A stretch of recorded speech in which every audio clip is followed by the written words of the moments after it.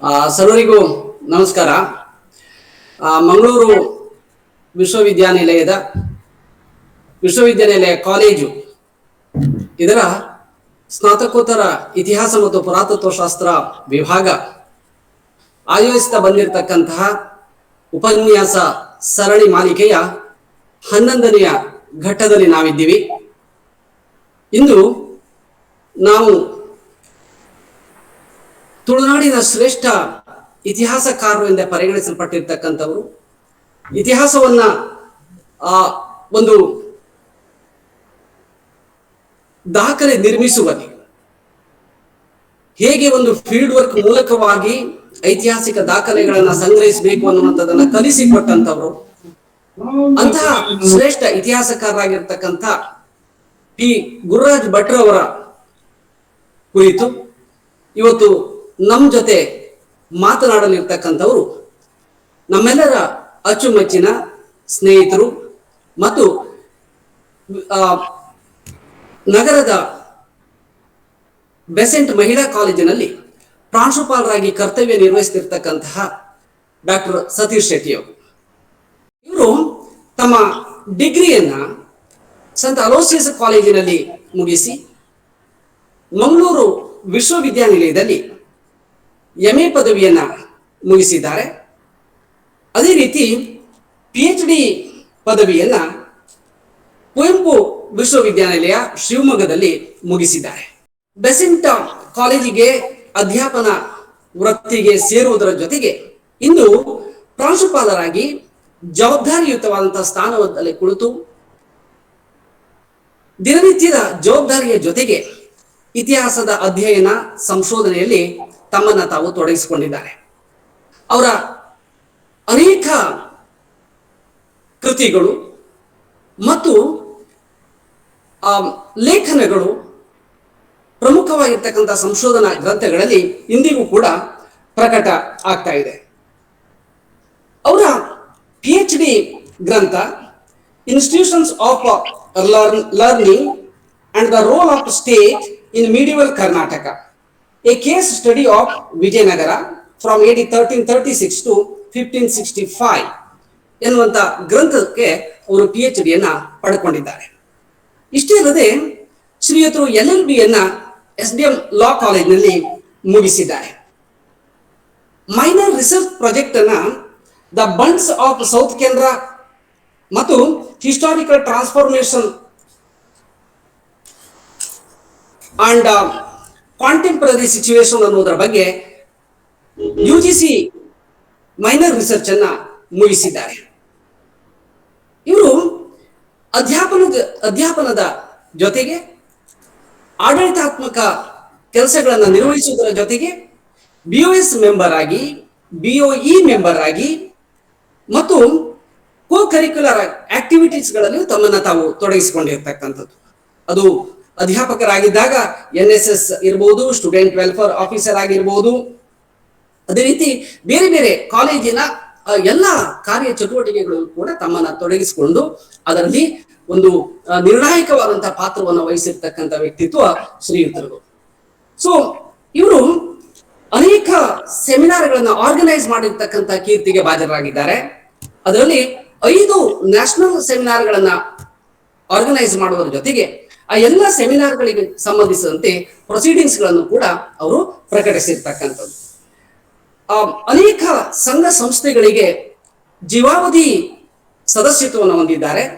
ಅದರಲ್ಲಿ ಮುಖ್ಯವಾಗಿ ಕರ್ನಾಟಕದ ಇತಿಹಾಸ academy, institute of historical studies, Karnataka history congress, epigraphical society of India ಮೊದಲಾದ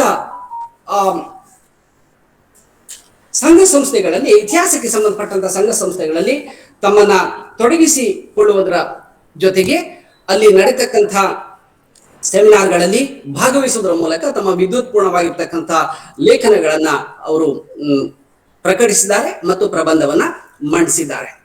ಶ್ರೀಯುತರನ್ನ ನಾನು ಈ ಸಂದರ್ಭದಲ್ಲಿ ತಮ್ಮೆಲ್ಲರ ಪರವಾಗಿ ಹಾರ್ದಿಕವಾಗಿ ಸ್ವಾಗತಿಸ್ತಾ ಇದ್ದೇನೆ. ಸರ್, ತಮಗೆ ಹಾರ್ದಿಕ ಸ್ವಾಗತ. ಧನ್ಯವಾದಗಳು. ನಮ್ಮ ಈ ಒಂದು ಕಾರ್ಯಕ್ರಮದ ಅಧ್ಯಕ್ಷತೆಯನ್ನು ವಹಿಸಿಕೊಂಡಿರ್ತಕ್ಕಂಥವರು ವಿಶ್ವವಿದ್ಯಾನಿಲಯ ಕಾಲೇಜಿನ ಪ್ರಾಂಶುಪಾಲರಾಗಿರ್ತಕ್ಕಂಥ ಡಾಕ್ಟರ್ ಅನಸೂಯ ರೈರವರು. ಮೇಡಮ್ ಅವರು ನಮಗೆ ಪ್ರತಿ ಬಾರಿಯೂ ಕೂಡ ಚಾಚು ತಪ್ಪದೆ ನಮ್ಮ ಎಲ್ಲ ವೆಬಿನಾರ್ಗಳಲ್ಲಿ ಭಾಗವಹಿಸ್ತಾರೆ ಮತ್ತು ಅದರ ರೂಪುರೇಷೆಗಳನ್ನ ಅರ್ಥ ಮಾಡಿಕೊಳ್ತಾರೆ. ಈ ಸಂದರ್ಭದಲ್ಲಿ ನಮಗೆ ಈ ಕಾರ್ಯಕ್ರಮಗಳನ್ನ ಆಯೋಜಿಸಲಿಕ್ಕೆ ಮತ್ತು ಬೇಕಾಗಿರ್ತಕ್ಕಂಥ ಮಾರಲ್ ಸಪೋರ್ಟ್ಗಳನ್ನ ಕೊಡುವುದಕ್ಕೆ ಅವರು ಯಾವ ಸಂದರ್ಭದಲ್ಲಿಯೂ ಕೂಡ ಹಿಂದೇಟು ಹಾಕಲಿಲ್ಲ.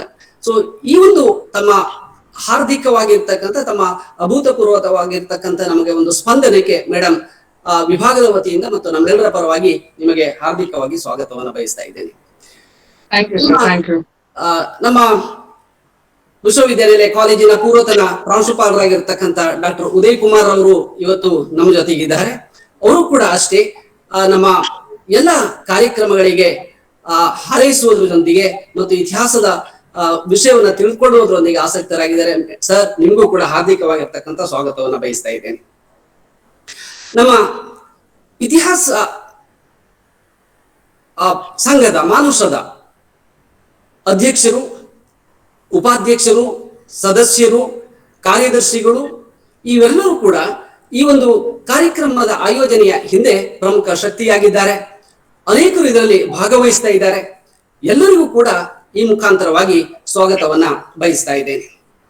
ಇನ್ನು ಈ ಕಾರ್ಯಕ್ರಮದಲ್ಲಿ ನಮಗೆ ಪ್ರತಿ ಬಾರಿಯೂ ಇದರ ರೂಪುರೇಷೆಗಳನ್ನ ರೂಪಿಸಿಕೊಳ್ಳುವುದರ ಜೊತೆಗೆ ಅದನ್ನ ರೆಕಾರ್ಡ್ ಮಾಡಿ ಯೂಟ್ಯೂಬ್ ನಲ್ಲಿ ಅದನ್ನ ಸಂಗ್ರಹಿಸುವಂಥದ್ದು ಮತ್ತು ಅದು ಪ್ರಚಾರಕ್ಕೆ ಒಳಪಡಿಸಿರ್ತಕ್ಕಂತಹ ನಮ್ಮ ಸ್ನೇಹಿತರಾಗಿರ್ತಕ್ಕಂಥ ಪತ್ರಿಕೋದ್ಯಮ ವಿಭಾಗದ ಸ್ನೇಹಿತರಾಗಿರ್ತಕ್ಕಂಥ ಗುರುಪ್ರಸಾದ್ ಅವರಿದ್ದಾರೆ. ಸರ್, ತಮಗೂ ಕೂಡ ಹಾರ್ದಿಕವಾಗಿರ್ತಕ್ಕಂಥ ಸ್ವಾಗತವನ್ನ ಬಯಸ್ತಾ ಇದ್ದೇನೆ. ಸೊ ಇನ್ನು ನಮ್ಮ ಎಲ್ಲ ಟೆಕ್ನಿಕಲ್ ಸೆಷನ್ಗೆ ಸಂಬಂಧಪಟ್ಟಂತೆ ಡಾಕ್ಟರ್ ಸಿದ್ದರಾಜು ಅವರು ಇದ್ದಾರೆ. ಅವರು ಅದರ ಕಾರ್ಯವನ್ನ ನೋಡ್ಕೊಳ್ತಾ ಇದ್ದಾರೆ. ಸಿದ್ದರಾಜು ಸರ್, ತಮಗೂ ಕೂಡ ಹಾರ್ದಿಕವಾಗಿರ್ತಕ್ಕಂಥ ಸ್ವಾಗತ. ಇನ್ನು ನಮ್ಮ ವಿಭಾಗದ ಅಧ್ಯಾಪಕರು, ವಿದ್ಯಾರ್ಥಿಗಳು ಇದರಲ್ಲಿ ಸಕ್ರಿಯವಾಗಿ ಭಾಗವಹಿಸ್ತಾ ಇದ್ದಾರೆ. ಅನೇಕ ಇತಿಹಾಸ ಆಸಕ್ತರು ಮತ್ತು ವಿವಿಧ ಕಾಲೇಜುಗಳ ಇತಿಹಾಸ ಉಪನ್ಯಾಸಕರು ಮತ್ತು ನಮ್ಮ ಆತ್ಮೀಯ ಸ್ನೇಹಿತರು ಅನೇಕರು ಇದರಲ್ಲಿ ಭಾಗವಹಿಸಿ ವಿದ್ಯುತ್ಪೂರ್ಣವಾಗಿರ್ತಕ್ಕಂಥ ಮಾಹಿತಿಯನ್ನ ಪಡೆದುಕೊಂಡು ತುಳುನಾಡಿನ ಇತಿಹಾಸದ ಕುರಿತಂತೆ ಹೆಚ್ಚು ಹೆಚ್ಚು ಮಾಹಿತಿಯನ್ನ ಸಂಗ್ರಹಿಸುವಂತಹ ಕೆಲಸವನ್ನ ಮಾಡ್ಕೊಳ್ತಾ ಇದ್ದಾರೆ. ಇದು ಒಂದು ರೀತಿಯಲ್ಲಿ ನಮಗೆ ನಾವು ಮಾಡ್ತಾ ಇರ್ತಕ್ಕಂಥ ಒಂದು ಕೆಲಸಕ್ಕೆ ಹೆಚ್ಚು ಸಹಕಾರವನ್ನ ನೀಡುವುದರ ಜೊತೆಗೆ ಇನ್ನೂ ಹೆಚ್ಚಿನ ಕಾರ್ಯಕ್ರಮ ಆಯೋಜನೆಗೆ ಒಂದು ಪ್ರೇರಣೆಯನ್ನ ನೀಡ್ತಾ ಇದ್ದಾರೆ. ಸರ್, ತಮಗೆಲ್ಲರಿಗೂ ಕೂಡ ಈ ಸಂದರ್ಭದಲ್ಲಿ ಸ್ವಾಗತಿಸ್ತಾ ಇಂದಿನ ಕಾರ್ಯಕ್ರಮದಲ್ಲಿ ಪ್ರಮುಖ ಸಂಪನ್ಮೂಲ ವ್ಯಕ್ತಿಗಳಾಗಿ ಆಗಮಿಸಿರ್ತಕ್ಕಂಥ ಡಾಕ್ಟರ್ ಸತೀಶ್ ಕುಮಾರ್ ಶೆಟ್ಟಿ ಅವರನ್ನ ಈ ಒಂದಿನ ಕಾರ್ಯಕ್ರಮದ ಕುರಿತು ಮುಖ್ಯವಾಗಿ ಪಿ ಗುರುರಾಜ್ ಭಟ್ಟರ್ ಅವರು ತುಳುನಾಡಿಗೆ ಕೊಟ್ಟಿರ್ತಕ್ಕಂಥ, ತುಳುನಾಡಿನ ಇತಿಹಾಸಕ್ಕೆ ಕೊಟ್ಟಿರ್ತಕ್ಕಂಥ ಕೊಡುಗೆಗಳು ಏನು ಎನ್ನುವುದರ ಕುರಿತಾಗಿ ನಮ್ಮ ಶ್ರೋತೃಗಳಿಗೆ ತಿಳಿಸಿಕೊಡ್ಬೇಕು ಅಂತ ಹೇಳಿ ತಮ್ಮನ್ನ ಮತ್ತೊಮ್ಮೆ ಹಾರ್ದಿಕವಾಗಿ ಕೇಳಿಕೊಂಡು ನಿಮಗೆ ಇನ್ನೊಮ್ಮೆ ಸ್ವಾಗತ ಸರ್. ಧನ್ಯವಾದಗಳು ಡಾಕ್ಟರ್ ಗಣಪತಿ ಗೌಡ ಅವರೇ. ಕಾಲೇಜಿನ ಪ್ರಾಂಶುಪಾಲ ಆಗಿರುವಂತ ಡಾಕ್ಟರ್ ಅನಸೂಯ ರೈ ಅವರೇ, ನನ್ನ ಆತ್ಮೀಯರಾಗಿರುವಂತ ಪೂರ್ವ ಪ್ರಾಂಶುಪಾಲರಾಗಿರುವಂತ ಉದಯ್ ಕುಮಾರ್ ಇರುವತ್ತೂರ್ ಅವರೇ, ಡಾಕ್ಟರ್ ಕುಮಾರಸ್ವಾಮಿ ಅವರೇ ಹಾಗೂ ಇತರ ನನ್ನ ಸಹೋದ್ಯೋಗಿ ಮಿತ್ರರೇ, ಡಾಕ್ಟರ್ ಪಾದೂರು ಗುರುರಾಜ ಭಟ್ ಅವರಂತ ಮಹಾನ್ ವ್ಯಕ್ತಿಗಳ ಬಗ್ಗೆ ಮಾತಾಡುವ ಅರ್ಹತೆ ನನಗೆ ಉಂಟಾ ಇಲ್ವಾ ಅಂತ ಹೇಳುವಂತ ಈ ಸಂಶಯದೊಂದಿಗೆ ನನಗೇನು ಕಾಣ್ತದೆ ಅದರ ಬಗ್ಗೆ ಒಂದೆರಡು ಮಾತುಗಳನ್ನ ಹೇಳಲಿಕ್ಕೆ ನಾನು ಇಚ್ಛೆ ಪಡ್ತೇನೆ. ನಾನು ಪಾದೂರು ಗುರುರಾಜ ಭಟ್ ಅವರು ತುಳುನಾಡಿನ ಇತಿಹಾಸಕ್ಕೆ, ತುಳುನಾಡಿನ ಇತಿಹಾಸದ ಬೆಳವಣಿಗೆಗೆ ಯಾವುದೆಲ್ಲ ಕೊಡುಗೆಗಳನ್ನು ನೀಡಿದ್ದಾರೆ ಅಂತ ಹೇಳುವಂತ ಸೂಕ್ಷ್ಮವಾದಂತ ಒಂದು ಪರಿಚಯ ಕೊಡುವಂತ ಒಂದು ಪ್ರಯತ್ನ ಮಾಡ್ತೇನೆ. ಇವರ ಹುಟ್ಟು ಉಡುಪಿಯಿಂದ 15 ಕಿಲೋಮೀಟರ್ ದಕ್ಷಿಣಕ್ಕಿರುವ ಕಾಪು ಗ್ರಾಮದ ಪೂರ್ವ ಪಶ್ಚಿಮವಾಗಿ ಚಾಚಿಕೊಂಡಿರುವಂತ ಬಂಡೆಗಳ ಮಧ್ಯದಲ್ಲಿ ತುಂಬಿರುವಂತ ಒಂದು ಗ್ರಾಮ. ಇದನ್ನೇ ಪಾದೂರು ಅಂತ ಹೇಳ್ತೇವೆ ನಾವು. ಪಾದೆಗಳಿಂದ ತುಂಬಿದ, ತುಳುವಲ್ಲಿ ಪಾದೆ ಅಂತ ಹೇಳಿದ್ರೆ ದೊಡ್ಡ ಬಂಡೆ ಕಲ್ಲು ಅಂತ ಹೇಳುವಂಥದ್ದು. ಹಾಗಾಗಿ ತುಳು ಭಾಷೆಯಲ್ಲಿ ಬಂಡೆಗೆ ಪಾದೆ ಅಂತ ಕರಿತೇವೆ. ಆ ಪಾದೂರಿನ ದಕ್ಷಿಣಕ್ಕಿರುವಂತ ಗ್ರಾಮನೇ ಕಳತ್ತೂರು. ಕಳ ಅಂತ ಹೇಳಿದ್ರೆ ಅದು ಭತ್ತದ ಗದ್ದೆ, ಸಮತಟ್ಟಾದ ಒಂದು ಭತ್ತದ ಗದ್ದೆ ಅಂತ ಹೇಳ್ಬೋದು. ಈ ಭತ್ತದ ಗದ್ದೆ ನಡುವೆ ಸಣ್ಣ ತೊರೆ ಇದ್ದುಕೊಂಡು ಇಕ್ಕೆಲೆಗಳಲ್ಲಿ ಚಾಚಿಕೊಂಡಿರುವಂತ ಊರಿ ಕಳತ್ತೂರು. ಈ ಎರಡು ಸಮತಟ್ಟಾದ ಎರಡು ಪ್ರದೇಶಗಳ ಮಧ್ಯೆ ನದಿ ಹರಿತಾ ಇದೆ. ಹಾಗೆ ಇದನ್ನೇ ಕಳತ್ತೂರು ಅಂತ ಹೇಳ್ತೀವಿ. ಇನ್ನು ಕಳತ್ತೂರಿನ ಪೂರ್ವಕ್ಕೆ ಒಂದು ಪ್ರದೇಶ ಇದೆ, ಇದನ್ನು ನಾವು ಕುತ್ಯಾರು ಅಂತ ಹೇಳ್ತೇವೆ. ನಾವು ಕುತ್ಯಾರು ಕುತ್ಯ ಅಂತ ಹೇಳಿದ್ರೆ ಅದು ಕುತ್ತಿ ಗುದ್ದೆ, ಅದೇ ಸೊಪ್ಪು ಪೊದೆಗಳ ಬುಡವನ್ನು, ಅಂದ್ರೆ ಗದ್ದೆಗಳಿಗೆ ನಾವು ಕೃಷಿ ಮಾಡುವಾಗ ಅದಕ್ಕೆ ಸೊಪ್ಪನ್ನು ಯೂಸ್ ಮಾಡ್ತೇವೆ. ಸಾವಯವ ಕೃಷಿಯಲ್ಲಿ ನಾವು ಅದನ್ನು ಯೂಸ್ ಮಾಡ್ತೇವೆ. ಪ್ರಾಯಶಃ ಅದನ್ನು ಕುತ್ಯಾರು ಅಂತ ಕರೀಲಿಕ್ಕೆ ಕಾರಣ ಅದು ಈ ಗುಡ್ಡ ಮತ್ತು ಇಳಿಜಾರಿನ ಪ್ರದೇಶ ಆಗಿದೆ, ಅದಕ್ಕಾಗಿ ಇದನ್ನು ಕುತ್ಯಾರು ಅಂತ ಕರೀತೇವೆ. ಹೀಗೆ ಈ ಮೂರು ಗ್ರಾಮಗಳು ಒಟ್ಟು ಸೇರಿಕೊಂಡು ಎಲ್ಲೂರಿನ ಮಾಗಣೆಗೆ ಸೇರಿಕೊಂಡಿದೆ ಅಂತ ಹೇಳ್ಬೋದು. ಈ ಮಾಗಣೆಯ ದೇವಸ್ಥಾನದ ತಂತ್ರಾಚಾರ್ಯ ಅಥವಾ ವೈದಿಕ ಪೌರೋಹಿತ್ಯದ ಅಜಲು ಪದ್ಧತಿಯ ನೋಡಿಕೊಳ್ಳುವಂತ ಒಂದು ಕುಟುಂಬ ವರ್ಗ ಕೂಡ ಇತ್ತು ಅಲ್ಲಿ. ವೃತ್ತಿಪರ ಕುಟುಂಬ ಅಂತ ಹೇಳ್ಬಹುದು. ಅದು ಯಜುಶಾಖೆಯ ಬೌದ್ಧಾಯನ ಸೂತ್ರದ ತಂತ್ರಿಗಳ ಕುಟುಂಬ ಆಗಿತ್ತು ಅಂತ ಹೇಳುವಂತದ್ದನ್ನು ಕೂಡ ಇಲ್ಲಿ ನೆನಪಿಸಿಕೊಳ್ಬೇಕಾಗಿದೆ. 1940ರ ದಶಕದಲ್ಲಿ ಒಟ್ಟು 10 ಮನೆಗಳು ಪಾದೂರಿನಲ್ಲಿತ್ತು, 4 ಮನೆಗಳು ಕಳತೂರಿನಲ್ಲಿತ್ತು, 4 ಮನೆ ಕುತ್ಯಾರಲ್ಲಿತ್ತು, ಹಾಗೆ ಇತರ 3-4 ಮನೆಗಳು ಎಲ್ಲೂರು ಸೀಮೆಯಲ್ಲಿ ನೆಲೆ ನಿಂತಿತ್ತು ಅಂತ ಹೇಳ್ಬೋದು. ಅಂತ ಹೇಳಿದ್ರೆ ಈಗ ನಾವು 3 ಗ್ರಾಮಗಳ ಬಗ್ಗೆ ಹೇಳಿದ್ದೇವೆ, ಒಂದು ಮಾಗಣೆ ಬಗ್ಗೆ ಹೇಳಿದ್ದೇವೆ, ಮತ್ತು ಅಲ್ಲಿರುವಂತ ಅದಿಲು ಪದ್ಧತಿಯ ಬಗ್ಗೆ ಕೂಡ ತಿಳ್ಕೊಂಡೆ ನಾವು. ಈ ಬಾದೂರಿನ ಬಡಗು ಮನೆಯ ಪೀಳಿಗೆಗೆ ಸೇರಿದ್ದ ಒಂದು ತಂತ್ರಿ ಮನೆಯಲ್ಲಿಯೇ ಗುರುರಾಜ ಭಟ್ಟರ ಜನನ ಆಗುತ್ತೆ ಅಂತ ಹೇಳ್ಬೋದು. ಇವರ ತಂದೆ ಶ್ರೀನಿವಾಸ ತಂತ್ರಿಯವರು ವೃತ್ತಿಯಲ್ಲಿ ಪುರೋಹಿತ, ತಂತ್ರಾಗಮದಲ್ಲಿ ತಜ್ಞರು, ಪ್ರಖಂಡ ಸಂಸ್ಕೃತ ಪಂಡಿತರು. ಸಂಸ್ಕೃತದ ಅಮರಕೋಶದಲ್ಲಿ ಬರುವಂತ ಎಲ್ಲಾ ದೇವತೆಗಳ ಪ್ರತಿಯೊಂದು ಹೆಸರಿಗೂ ನಿಖರವಾದ ಅರ್ಥವನ್ನು ಹೇಳಬಲ್ಲಂತ ಒಬ್ಬ ವಿದ್ವಾಂಸರಾಗಿದ್ದರು.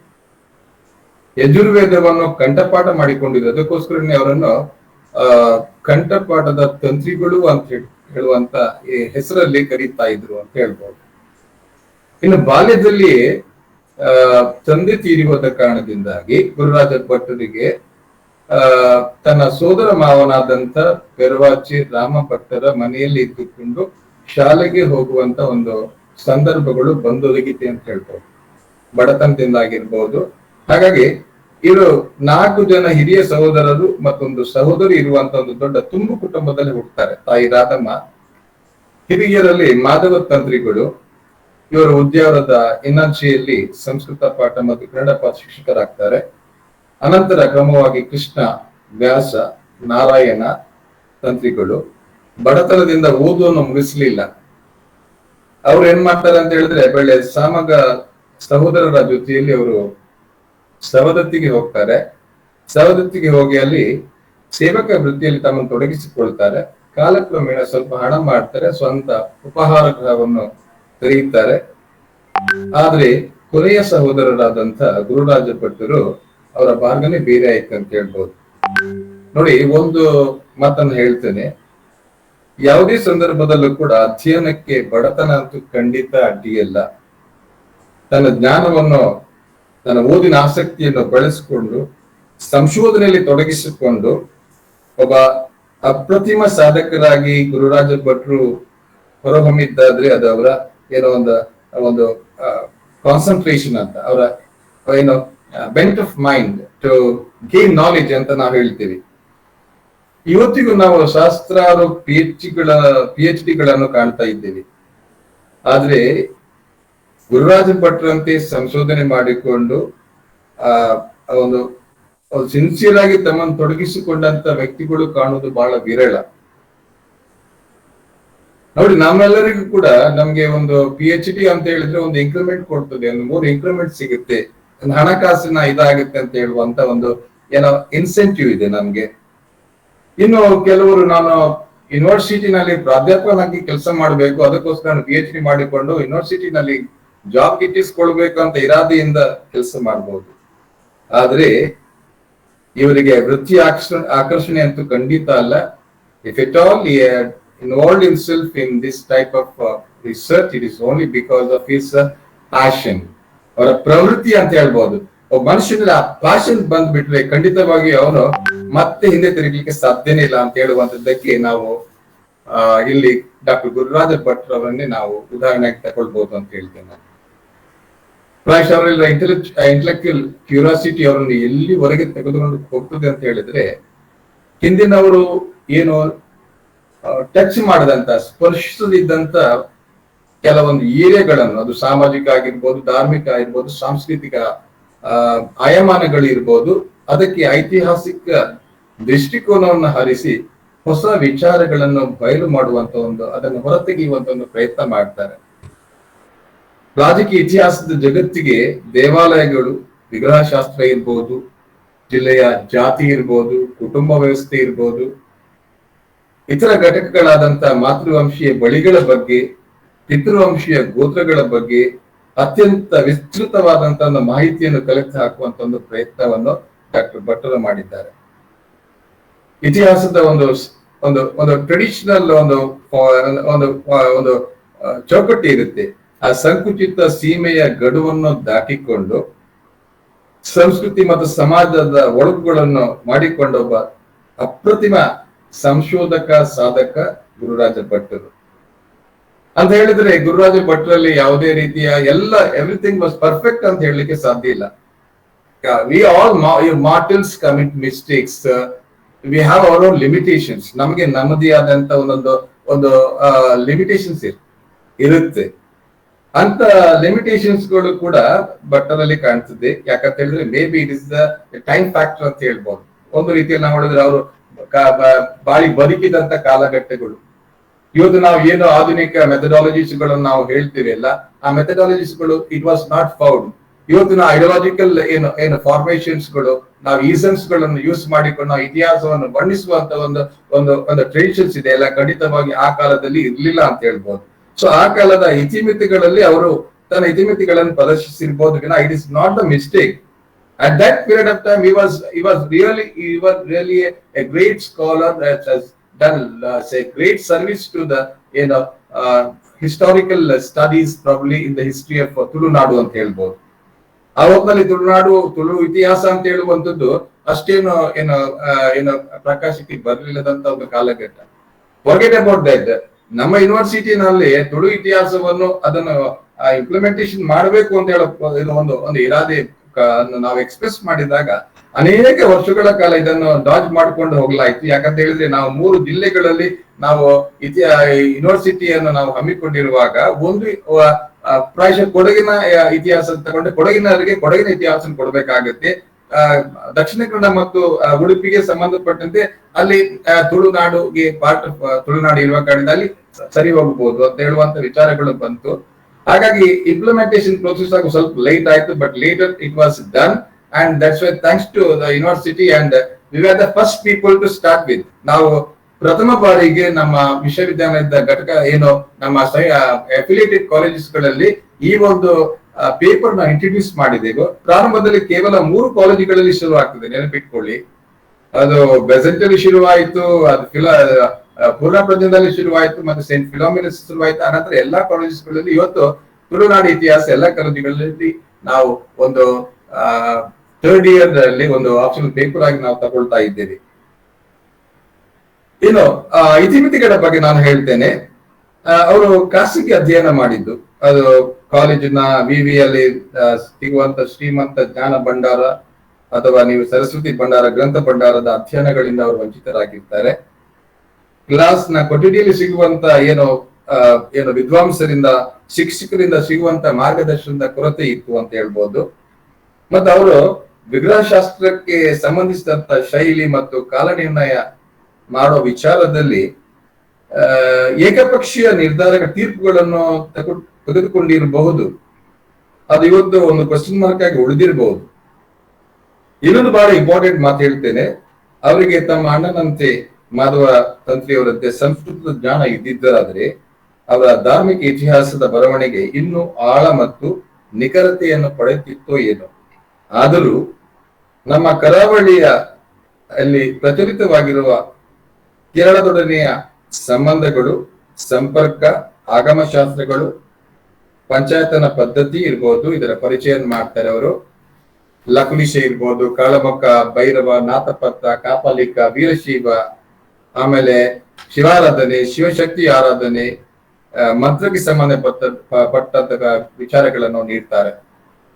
ಆದ್ರೆ ನೋಡುವಾಗ it was done lot of studies ಇನ್ ಸಂಸ್ಕೃತ್ ಅಂತ ನಾವು ತಿಳ್ಕೊಂಡ್ರು ಕೂಡ ಇಟ್ ಈಸ್ ಏನಂದ್ರೆ ಫೆರಿಫೆರಿಯಲ್, ಈಗ ನಾನು ಹೇಳ್ತಾ ಇದ್ದೇನಲ್ಲ, ಫೆರಿಫೆರಿಯಲ್ ನಿಂತುಕೊಂಡು ಒಂದು ಗಡಿಯಲ್ಲಿ ನಿಂತುಕೊಂಡು ಗಡಿಯ ಮೂಲಕವಾಗಿ ನಾನು ವೀಕ್ಷಣೆ ಮಾಡಿಕೊಂಡು ಹೇಳುವ ಹಾಗೆ ಪ್ರಾಯಶಃ ಅವರ ಇನ್ಫಾರ್ಮೇಶನ್ಸ್ ಗಳು ಆಗಿತ್ತು ಅಂತ ಹೇಳಿ. ಯಾಕಂತ ಹೇಳಿದ್ರೆ ನಂತರದ ನಾವು ಕಾಲಘಟ್ಟದಲ್ಲಿ ನಮ್ಗೆ ಹಿಸ್ಟ್ರಿ ಆಫ್ ಸೌತ್ ಕೆನರಾ ಬಂತು, ಕೆ ವಿ ರಮೇಶ್ನವರು ಬರೆದಂತ ಒಂದು ಅಥೆಂಟಿಕ್ ಇತಿಹಾಸದ ಒಂದು ಹೊತ್ತಿಗೆ ಬಂದಾಗ ಪ್ರಾಯಶಃ ಅಲ್ಲಿ ನಾವು ಕಾಣುವಂತ ಮಾಹಿತಿಗೂ ಹಿಂದಿನ ಇತಿಹಾಸಗಾರರು ಕೊಟ್ಟಿರುವಂತ ಮಾಹಿತಿಗಳಿಗೂ ಸ್ವಲ್ಪ ವ್ಯತ್ಯಾಸವನ್ನು ಕಾಣ್ಲಿಕ್ಕೆ ಸಾಕ್ತದೆ. ಆದ್ರೂ ಆ ಚೌಕಟ್ಟಲ್ಲಿ ಹೆಚ್ಚು ಏನೋ ವ್ಯತ್ಯಾಸಗಳು ಕಂಡು ಬರೋದಿಲ್ಲ. In spite of this handicap, ಇನ್ಯಾರು ಮಾಡಲು ಸಾಧ್ಯವಾಗದ ವಿಚಾರಗಳನ್ನು ಬಯಲಿಗೆಳುವುದರಲ್ಲಿ ಡಾಕ್ಟರ್ ಭಟ್ ಅವರು ಯಶಸ್ಸನ್ನು ಕಂಡಿದ್ದಾರೆ.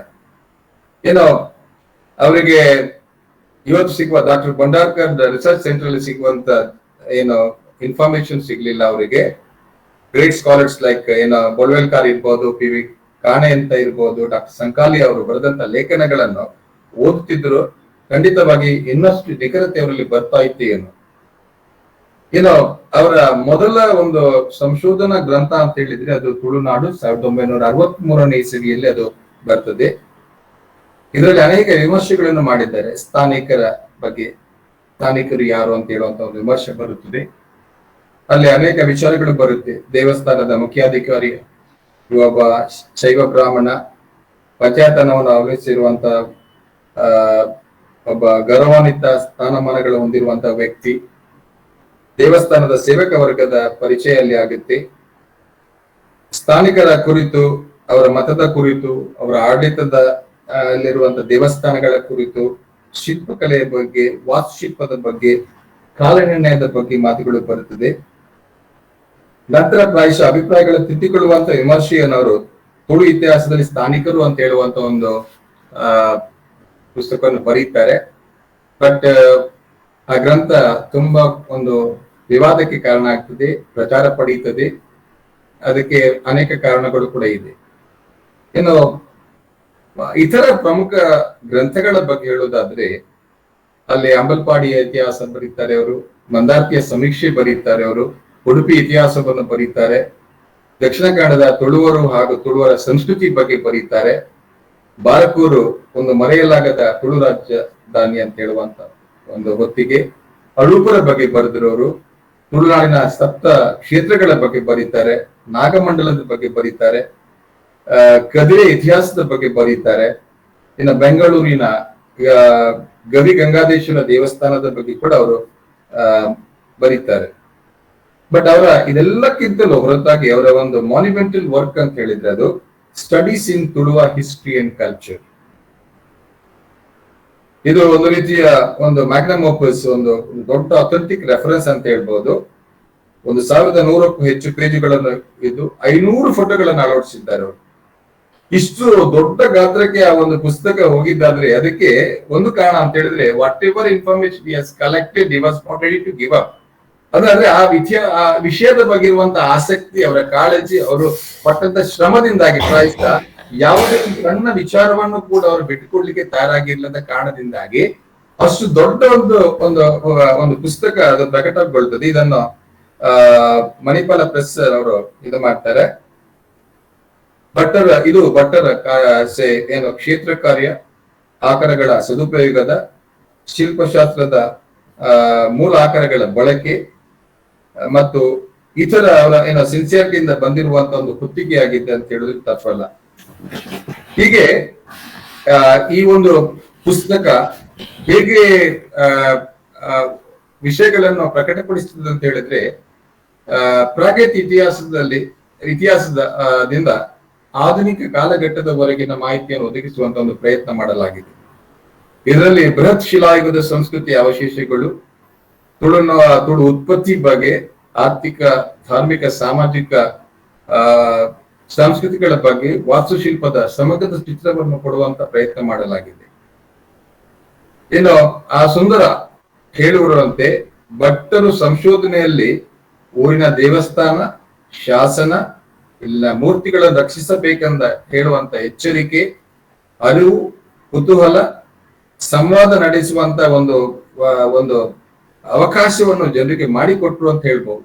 So it was he who actually developed that curiosity, intellectual curiosity amongst the people of this part of South Kerala ಅಥವಾ Tulunadu, to protect the inscriptions, protect the monuments, protect the statues.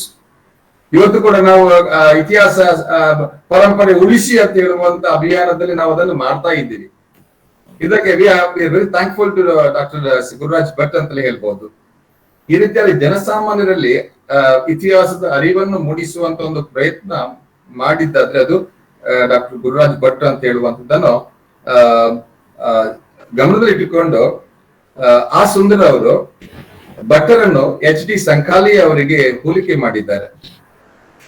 ಮತ್ತೆ ಇನ್ನೊಂದು ಮಾತು ಬಹಳ important ಆಗಿ ಹೇಳ್ಬೇಕಂತ ಹೇಳಿದ್ರೆ, ಪೂರ್ವದಲ್ಲಿ BS Bhaskara ಆನಂದ ಸಾಲತ್ತೂರಿ ಇರ್ಬೋದು, ಮಂಜೇಶ್ವರ ಗೋವಿಂದ ಪೈಗಳು ಅವರು ಏನು ತುಳು ಇತಿಹಾಸದ ಬಗ್ಗೆ ತಮ್ಮ ಮಾಹಿತಿಯನ್ನು ಒದಗಿಸಿಕೊಟ್ಟಿದ್ದಾರಲ್ಲ, ಅದರಿಂದ ಒಂದಷ್ಟು ಮುಂದೆ ಸಾಗಿಕೊಂಡು ಇತಿಹಾಸ ಜ್ಞಾನವನ್ನು ಎತ್ತರಕ್ಕೆ ನಿಲ್ಲಿಸಿದಂತ ಖ್ಯಾತಿ ಭಟ್ಟರದು ಅಂತ ಹೇಳ್ಬೋದು. ಹಿಂದೆ ಸ್ಪರ್ಶಿಸುತ್ತಿದ್ದಂತ ಅನೇಕ ಸಾಮಾಜಿಕ ಸಂಗತಿಗಳು, ಸಾಂಸ್ಕೃತಿಕ ಆಯಾಮಾನಗಳು ತನ್ನ ಇತಿಹಾಸ ದೃಷ್ಟಿಕೋನದಿಂದ ಅವರು ಅದನ್ನು ಬಯಲಿಗೆಳೆದು ಅದಕ್ಕೆ ಹೊಸತನವನ್ನು ಕೊಡುವಂತ ಒಂದು ಪ್ರಯತ್ನ ಮಾಡ್ತಾರೆ. ಸಾಮಾನ್ಯವಾಗಿ 12,000 ಶಾಸನಗಳು, 2,000 ಸ್ಮಾರಕಗಳನ್ನು ಅವರು ದಾಖಲಿಸಿದ್ದಾರೆ ಅಂತ ಹೇಳಿದ್ರೆ ಒಬ್ಬ ಆರ್ಡಿನರಿ ಪರ್ಸನ್ಗೆ ಇದು ಏನು ಅವನ ಊಹೆಗೂ ನಿಲುಕದಂತ ಒಂದು ವಿಚಾರ ಅಂತ ಹೇಳ್ಬೋದು. ಇವತ್ತು ನಾವು ಏನು ಕ್ರಿಕೆಟ್ ಅಲ್ಲಿ ಅವನು 10 ಸ್ಕೋರ್ ಮಾಡಿದ್ರೆ that batsman belong to the band of 10,000, 12,000, 20,000 ಅಂತ ಹೇಳಿಕೊಂಡು ಹೊಗಳ್ತಾರೆ. ಬಟ್ ನೋಡಿ, ಇಲ್ಲಿ ಒಬ್ಬ ಆರ್ಡಿನರಿ ವ್ಯಕ್ತಿ, ಒಬ್ಬ ಸಾಮಾನ್ಯನಾಗಿ ಹುಟ್ಟಿಕೊಂಡು ಇಷ್ಟು ದೊಡ್ಡ ಸಾಧನೆ ಮಾಡಿದ್ದಾರೆ ಅಂತ, ಅದು ಕೂಡ ತನ್ನ ಸ್ವಪ್ರಯತ್ನದಿಂದ, ತನ್ನ ಸ್ವಂತ ಖರ್ಚಿನಿಂದ ಅವರು ಇದು ಮಾಡಿಕೊಂಡು ಹೋಗ್ತಾರೆ. It's only because of the intellectual curiosity ಅಂತ ಹೇಳ್ಬೋದು. ಇನ್ನೊಂದು ಬಹಳ ಇಂಪಾರ್ಟೆಂಟ್ ಅವರ ಪುಸ್ತಕ ಅಂತ ಹೇಳಿದ್ರೆ ಆಂಟಿಕ್ವಿಟೀಸ್ ಆಫ್ ಸೌತ್ ಕೇಂದ್ರ ಅಂತ ಹೇಳುವಂತದ್ದು. ಇದರಲ್ಲಿ ತುಳುನಾಡಿನ ಇತಿಹಾಸದ ಪ್ರದೇಶಗಳನ್ನು ಪರಿಚಯಿಸುವಂತ ಒಂದು ಪ್ರಯತ್ನ ಮಾಡ್ತಾರೆ. ಇವತ್ತು ನಾವು ಅನೇಕ ಪ್ಲೇಸಸ್ ಗಳ ಬಗ್ಗೆ ನಾವು ಮಾಹಿತಿ ಕೊಡ್ತೀವಿ. ಅಜಕಾರು, ಅನಂತಪುರ, ಬೈಂದೂರು, ಬಂಗಾಡಿ, ಬಾರ್ಕೂರು, ಬೆಳ್ಳೆ, ಮಾಣಿಪೆಟ್ಟು, ಕಡಬ, ಇನ್ನು ಅನೇಕ 50-60 ನಾವು ಹೆಸರುಗಳನ್ನ ಹೆಸರಿಸ್ತಾ ಹೋದ್ರೆ ನಾವ್ ಏನ್ ಕಾಣ್ತೀವಿ ಅಂತ ಹೇಳಿದ್ರೆ, it is not just the names which is important. ಅದರ ಹಿಂದೆ ಇರುವಂತ ಸ್ಥಳನಾಮಗಳ ನಿಷ್ಪತ್ತಿ ಬಗ್ಗೆ, ಅದು ಹೇಗೆ ಹುಟ್ಟಿಕೊಂಡಿತ್ತು ಅಂತ ಹೇಳುವಂತ ಒಂದು ಮಾತುಗಳನ್ನು ಹೇಳ್ತಾರೆ ಅವರು. ಈ ಸ್ಥಳನಾಮಗಳ ಬಗ್ಗೆ ಅವರು ಪರಿಚಯಿಸುವಾಗ ಅವರು ಒಂದು ಸಣ್ಣ ಆರ್ಟಿಕಲ್, ಮಲ್ಪೆಯಿಂದ ಮಂಗಳೂರಿಗೆ, ಮಂಗಳೂರಿನಿಂದ ಮಲ್ಪೆಯಿಂದ ಮಣಿಪಾಲಕ್ಕೆ ಅಂತ ಹೇಳುವಂತ ಒಂದು ಇದರಲ್ಲಿ ಸ್ಥಳನಾಮಗಳ ಬಗ್ಗೆ ಲೇಖನಗಳನ್ನು ಪ್ರಕಟಿಸ್ತಾರೆ. ಕುಂಜಾರಿನ ಸಂಕ್ಷಿಪ್ತ ಇತಿಹಾಸ ಅಂತ ಹೇಳುವ ಪುಸ್ತಕದಲ್ಲಿ ಬೈಂದೂರು ಶನೀಶ್ವರ ದೇವಸ್ಥಾನದ ಕಲಾ ವೈಭವಗಳ ಬಗ್ಗೆ ಮಾಹಿತಿ ಕೊಡ್ತಾರೆ. ಮತ್ತೆ ಈ ಬೈಂದೂರು ಅಂತ ಹೇಳುವಂತ ಹೆಸರು ಬಂದಾಗ, ಈ ಬೈಂದೂರಿನ ಹೇಗೆ ಹುಟ್ಟಾಯ್ತು, ಯಾಕೆ ಇದನ್ನು ಬೈಂದೂರು ಅಂತ ಕಡೆ ಬೈ ಅಂತ ಹೇಳಿದ್ರೆ 2, ಬೈಪಾಡಿ, ಬೈಕಾಡಿ, ಬೈಪದವು, ಬೈಕಂಪಾಡಿ, ಬೈತರೆ, ಇದೆಲ್ಲ ಬೈ ಪ್ಲಸ್ ತಾರ್, ಬೈತಾರ್ ಅಂತ ಹೇಳಿದ್ರೆ 2 ಅಂತ ಹೇಳುವಂತ, 2 ಭಾಗ ಅಂತ ಹೇಳುವಂತ ಸೂಚಿಸುವಂತದ್ದು. ಹಾಗೇನೆ ಬೆಳ್ಳೆ ಅಂತ ಹೇಳುವಂತ ಹೆಸರು ಹೇಗೆ ಬಂತು ಅಂತ ಹೇಳುವಾಗ, ದೆಪ್ಪ ಅಥವಾ ಮುಗ್ಧತೆ ನೀಡುವಂತ ಒಂದು ಕೋಶಾರ್ಥವನ್ನು ಗಮನಿಸಿಕೊಂಡು ಬಂದು ಹುಟ್ಟಿದ್ದು. ಬೆಳ್ಳೆ ಎಂಬ ಸ್ಥಳನಾಮ ಶಾಂತಪ್ರಿಯರು, ಶಾಂತ ಸರಳ ಸ್ವಭಾವದ ವ್ಯಕ್ತಿಗಳು ಇರುವಂತ ಊರೆಂಬ ಒಂದು ವಿಚಾರವನ್ನು ಅವರು ಇಲ್ಲಿ ಹೇಳಿದ್ದಾರೆ. ಉಡುಪಿ ಇತಿಹಾಸದಲ್ಲಿ ಉಡುಪಿಯ ಪರಿಸರದ ಸ್ಥಳನಾಮಗಳ ನಿಷ್ಪತ್ತಿ ಬಗ್ಗೆ ಕೂಡ ಅವರು ಹೇಳ್ತಾರೆ. ಈ ಮಣಿಪಳ್ಳ, ಮಣಿ ಎಂಬ ವರ್ಗದವರು ಅಲ್ಲಿ ವಾಸವಾಗಿದ್ರು ಅಂತ ಹೇಳಿ. ಹಾಗೇನೆ ಮಾರ್ಪಳ್ಳಿ ಬಗ್ಗೆ, ಮಾಯರ್ ಎಂಬ ವರ್ಗದವರು ವಾಸಸ್ಥಾನವಾಗಿದ್ರು ಅಂತ. ಇನ್ನು ಪಣಿಯಾಡಿ ಬಗ್ಗೆ ಹೇಳುವಾಗ, ಪಣಿಯ ಪಾಡಿ, ಪಣಿ ಅಂತ ಹೇಳಿದ್ರೆ ಬದುಕುತನ, ಅಂದ್ರೆ ಒಂದು ರೀತಿಯ ಏತ ವ್ಯವಸ್ಥೆಯ ಬಗ್ಗೆ, ನೀರಾವರಿಗೆ ಏತ ವ್ಯವಸ್ಥೆ ಅಂತ ಹೇಳ್ತೇವಲ್ಲ, ಅದರ ಬಗ್ಗೆ ಅವರು ಮಾಹಿತಿ ಕೊಡ್ತಾರೆ. ಸೊ ಈ ರೀತಿಯಲ್ಲಿ ನೋಡಿ ಸಣ್ಣ ಸಣ್ಣ ವಿಚಾರಗಳು ನಾವು we all ignore such small minor things. ನಮ್ಮ ಎಲ್ಲ ಈಗ ಏನು ಇತಿಹಾಸ ಸ್ಟಡಿ ಮಾಡುವಾಗ ನಾವು ಮೇಲ್ಸರದ ಇತಿಹಾಸವನ್ನು ಸ್ಟಡಿ ಮಾಡಿಕೊಂಡ್ರೆ ನೀವು don't go down to the ಏನು ಅರ್ಥ. ಅಲ್ಲಿ ನಾವು ಎಲ್ಲಿ ಇರುವಂತ ಜನಸಾಮಾನ್ಯರ ಬಗ್ಗೆ ಇವತ್ತು ಏನು ನಮ್ಗೆ ಸಬಾಲ್ಟರ್ನ್ ಸ್ಟಡೀಸ್ ಅಂತ ಹೇಳ್ತೀವಿ, ಸಬಾಲ್ಟರ್ನ್ ಅಲ್ಲಿ ಕೆಲಸದ ಇತಿಹಾಸ ಕಟ್ಕೊಂಡು ಹೋಗ್ಬೇಕು ಅಂತ ಹೇಳುವಂತದ್ದು ಇತ್ತೀಚಿನ ಒಂದು ಅದು ಟ್ರೆಂಡ್ ಅಂತ ಹೇಳ್ಬೋದು. ಹಿಂದೆ ಹಾಗೆ ಇರ್ಲಿಲ್ಲ. ಯಾವುದೇ ಇತಿಹಾಸ ಪುಸ್ತಕ ನೋಡಿ, ನಾವು ಓದಿ ಕಲಿತಂತ ಇತಿಹಾಸ ಕೂಡ ಅದು ಇತಿಹಾಸ history from the top, not from the bottom. Everything we studied. ನಾವು ರಾಜ ಮಹಾರಾಜಗಳ ಬಗ್ಗೆ ಸ್ಟಡಿ ಮಾಡಿಕೊಂಡು ಅದರ ಗ್ಲೋರಿಫಿಕೇಶನ್ ಮಾಡಿಕೊಂಡು ನಾವು ಹೋಗ್ತೀವಿ. ಬಟ್ ನಾವು ಇಲ್ಲಿ ಡಾಕ್ಟರ್ ಭಟ್ಟರು ಇತಿಹಾಸವನ್ನು ಬರೆಯುವ ಸಂದರ್ಭದಲ್ಲಿ ಅವ್ರು ಏನ್ ಮಾಡ್ತಾರೆ ಅಂತ ಹೇಳಿದ್ರೆ ಈ ಸಣ್ಣ ಸಣ್ಣ ವಿಚಾರಗಳು ನಾವೆಲ್ಲ ಇದನ್ನು we just ignore these areas. But ಇದಕ್ಕೆ ಕೂಡ ಇತಿಹಾಸ ಇದೆ. ಒಂದು ಹೆಸರಿನ ಹಿಂದೆ ಎಷ್ಟು ಸ್ವಾರಸ್ಯಕರವಾದಂತಹ ಒಂದು ಇತಿಹಾಸ ಅಡಗಿದೆ ಅಂತ ಹೇಳುವಂತ ಒಂದು ಮಾತನ್ನು ಅವರು ನಮ್ಗೆ ಇವತ್ತು ಹೇಳಿದ್ದಾರೆ. ಹಾಗಾಗಿ ಈಗ ಸ್ಥಳನಾಮಗಳ ಪರಿಚಯ ಮಾಡಿಕೊಳ್ತಿದೆ. ಪ್ಲೇಸ್ ನಿಮ್ ಸೊಸೈಟಿ ಅಂತ ಹೇಳುವಂತ ಒಂದು ಸೊಸೈಟಿ ಇದೆ. ಆ ಪ್ಲೇಸ್ ಸೊಸೈಟಿಯಲ್ಲಿ ನಾವು ಅನೇಕ ವಿಚಾರ ಇಂಥ ವಿಚಾರಗಳನ್ನು ದೇಶದ ಉದ್ದಗಲಕ್ಕೂ ಏನು ಎಲ್ಲ ಬದಲಾವಣೆಗಳು ಆಗಿದೆ, ಯಾಕೆ ಒಂದು ಹೆಸರಿಗೆ ಇಂಥ ಒಂದು ಸ್ಥಳನಾಮ ಒಟ್ಟಿಕೊಂಡಿದೆ ಅಂತ ಹೇಳುವಂತದ್ದನ್ನು ನಾವು ಇವತ್ತು ಕಾಣ್ತಾ ಇದ್ದೀವಿ. ಇನ್ನೊಂದು ಅವರ history and culture of south India ಅಂತ ಹೇಳುವಂತ ಇದರಲ್ಲಿ ಅವರು ತುಳುನಾಡಿನ ಬಗ್ಗೆ, ಅದರ ತುಳು ಇತಿಹಾಸದ ಹೆರಿಟೇಜ್ ಬಗ್ಗೆ ಅವರು ಮಾಹಿತಿಯನ್ನು ಕೊಡ್ತಾರೆ. ಇನ್ನು ಕೃಷ್ಣಕಂಠ್, ಉಡುಪಿಯಲ್ಲಿ ಕೃಷ್ಣಕಂಠ್ ಹೇಗೆ ಹುಟ್ಟಿಕೊಂಡಿತು ಅಂತ ಹೇಳುವುದರ ಬಗ್ಗೆ ಕೂಡ ಅವರು ತಮ್ಮ ಮಾಹಿತಿಯನ್ನು ಕೊಟ್ಟಿದ್ದಾರೆ. ಬಸರೂರಿನ ಬಗ್ಗೆ ಮಾಹಿತಿಯನ್ನು ಕೊಟ್ಟಿದ್ದಾರೆ. ಏನು ಅಂಜಮಾನರ ಬಗ್ಗೆ ತುಳುವರಲ್ಲಿ, ಅಂದ್ರೆ ಅಂಜಮಾನರು ಅಂತ ಹೇಳಿದ್ರೆ ಒಂದು ಟ್ರೇಡ್ ಅಂಡ್ ಕಾಮರ್ಸ್ ತೊಡಗಿಸಿಕೊಂಡಂತ ವ್ಯಾಪಾರಿ ವರ್ಗದವರ ಬಗ್ಗೆ ಕೂಡ ಅವರು ಮಾಹಿತಿಯನ್ನು ಕೊಡ್ತಾ ಹೋಗ್ತಾರೆ. ಹಾಗೇನೆ ಜೈನಿಸಂ ಬಗ್ಗೆ ಹೇಳುವಾಗ ಜೈನಿಸಂ ಸೌತ್ ಕೇಂದ್ರ ಅಂತ ಹೇಳುವಂತ ಒಂದು ಪುಸ್ತಕದಲ್ಲಿ ಅವರು ಜೈನ ಆಂಟಿಕ್ವಿಟಿ ಬಗ್ಗೆ, ತುಳುನಾಡಲ್ಲಿ ಜೈನ ಧರ್ಮ ಹೇಗೆ ಹುಟ್ಟಿಕೊಂಡಿತ್ತು, ಎಲ್ಲಿಂದ ಸ್ಟಾರ್ಟ್ ಆಯಿತು, ಅದರ ಐತಿಹಾಸಿಕ ಪರಂಪರೆ ಏನು ಅಂತ ಹೇಳುವಂತದ್ದು ತಿಳಿಸಿಕೊಟ್ಟಿದ್ದಾರೆ. ಇನ್ನು ನಾವು ಕದಿರಿಯಲ್ಲಿ ನೋಡುವಾಗ ನಾಥ ಪಂಥದ ಬಗ್ಗೆ ಹೇಳ್ತೇವೆ, ಮಂಜುನಾಥ ದೇವಸ್ಥಾನದ ಬಗ್ಗೆ ಹೇಳ್ತೇವೆ. ಮಂಜುನಾಥ ಮತ್ತು ನಾಥ ಪಂಥದ ಇನ್ಫ್ಲುಯೆನ್ಸ್ ಅನ್ನು ದಕ್ಷಿಣ ಕನ್ನಡದಲ್ಲಿ ನಾವು ಕಾಣುವಂತದ್ದು, ಹೇಗೆ ಸಾಧ್ಯವಾಯಿತು, ಎಲ್ಲಿಂದ ಅದು ಹುಟ್ಟಿಕೊಂಡಿತ್ತು, ಅದರ ಬಗ್ಗೆ ಮಾಹಿತಿ ಕೊಡ್ತಾರೆ. ಹಾಗೇನೆ ಆಮೇಲೆ ಮಂದಾರ್ತಿಯ ಬಗ್ಗೆ, ಆಂಟಿಕ್ವಿಟಿ ಆಫ್ ಮಂದಾರ್ತಿ ಅಂತ ಹೇಳುವಂತ ಒಂದು ಹಿಸ್ಟಾರಿಕಲ್ ನೋಟ್ ಅನ್ನು ಕೊಡ್ತಾ ಇದ್ದಾರೆ. ಆಮೇಲೆ ತುಳುನಾಡಿನ ವಿವಿಧ ಏನು ಸ್ಥಳಗಳಲ್ಲಿ ಇತಿಹಾಸದ ಏನು ಪೂರ್ವದ ಏನು ಶಿಲಾಯುಗ ಸಂಸ್ಕೃತಿ ಇರ್ಬಹುದು, ಯಾವುದೇ ಅವಶೇಷಗಳ ಬಗ್ಗೆ ಅವರು ಶೋಧನೆ ಮಾಡಿಕೊಂಡು ಅದರ ಬಗ್ಗೆ ಅವರು ಮಾಹಿತಿಯನ್ನು ಕೊಡ್ತಾ ಇದ್ದಾರೆ. ಇವರ ಬಗ್ಗೆ ಎ ವಿ ನರಸಿಂಹಮೂರ್ತಿ ಅವರು ಇರ್ಬೋದು, ಡಾಕ್ಟರ್ ಬಿ ವಸಂತ ಶೆಟ್ಟಿ ಇರ್ಬೋದು, ಡಾಕ್ಟರ್ ಬಿ ಸುರೇಂದ್ರ ರಾವ್ ಇರ್ಬೋದು, ಸುಂದರ ಇರ್ಬೋದು, ಅವರು ಗುರುರಾಜರ ಭಟ್ರ ಕೊಡುಗೆಗಳನ್ನು ಗುರುತಿಸಿಕೊಂಡು ಇಂಥ ಏರಿಯಾಕ್ಕೆ ಗುರುರಾಜರ ಭಟ್ರಿಂದ ನಮ್ಮ ತುಳು ಇತಿಹಾಸಕ್ಕೆ ಸಾಕಷ್ಟು ಕೊಡುಗೆಗಳು ಬಂದಿದೆ ಅಂತ ಹೇಳುವಂಥದ್ದು ಅವರು ತೋರಿಸಿಕೊಟ್ಟಿದ್ದಾರೆ. ಒಂದು ವಿಧವಾಗಿ ಹೇಳುವುದಾದ್ರೆ ಬೃಹತ್ ಶಿಲಾಗೆ ಸಂಸ್ಕೃತಿಯ ಅವಶೇಷಗಳನ್ನು ಮೊದಲ ಬಾರಿಗೆ ಶೋಧಿಸಿದ ಕೀರ್ತಿ ಅದು ಗುರುರಾಜ ಭಟ್ರದ್ದು ಅಂತ ಹೇಳ್ಬೋದು. ಇನ್ನೊಂದು ಬಹಳ ಇಂಪಾರ್ಟೆಂಟ್ ಅಂತ ಹೇಳಿದ್ರೆ, ನಾವು ಬಂಟ್ವಾಳದ ಹತ್ತಿರದಲ್ಲಿರುವಂತ ಬಡಗ ಕಜಕಾರು ಅಂತ ಹೇಳುವಂತ ಒಂದು ಬೃಹತ್ ಶಿಲಾಗೆ ಸಂಸ್ಕೃತಿಯ ಅವಶೇಷಗಳನ್ನು ನಾವು ಕಾಣ್ತೀವಿ. ಇದನ್ನ ಮೊದಲ ಬಾರಿಗೆ ಬೆಳಕಿಗೆ ತಂದಂತ ಕೀರ್ತಿ ಡಾಕ್ಟರ್ ಗುರುರಾಜ ಭಟ್ರದ್ದು ಅಂತ ಹೇಳ್ಬೋದು. ನಾವು ಒಂದು ಟೈಮಲ್ಲಿ SVS ಕಾಲೇಜಲ್ಲಿ ಒಂದು ದೊಡ್ಡ ವರ್ಕ್ಶಾಪ್ ಆಗಿತ್ತು. ಮಧ್ಯಾಹ್ನದ ಹೊತ್ತಿಗೆ ನಾವೆಲ್ಲರೂ ಕೂಡ ಬಡ ಕಜಗ ಅಲ್ಲಿ ಹೋಗಿ ಬೃಹತ್ ಶಿಲಾಗ ಸಂಸ್ಕೃತಿಯ ಏನು ಶಿಲಾ ಗೋರಿಗಳನ್ನು ನಾವು ನೋಡಿಕೊಂಡು ಬಂದಿದ್ದೆವು. ಆವಾಗ ಒಂದು 4-5 ಗೋರಿಗಳು ಇತ್ತು. ಆವಾಗ doctor P Ganapayya Bhat sir ಅವರು ನಮ್ಮೊಂದಿಗೆ ಬಂದಿದ್ರು. ಅವರು ನಮ್ಗೆ ಅದ್ರ ಬಗ್ಗೆ ಸಾಕಷ್ಟು ವಿವರಣೆಗಳನ್ನು ಕೊಡ್ತಾ ಇದ್ರು.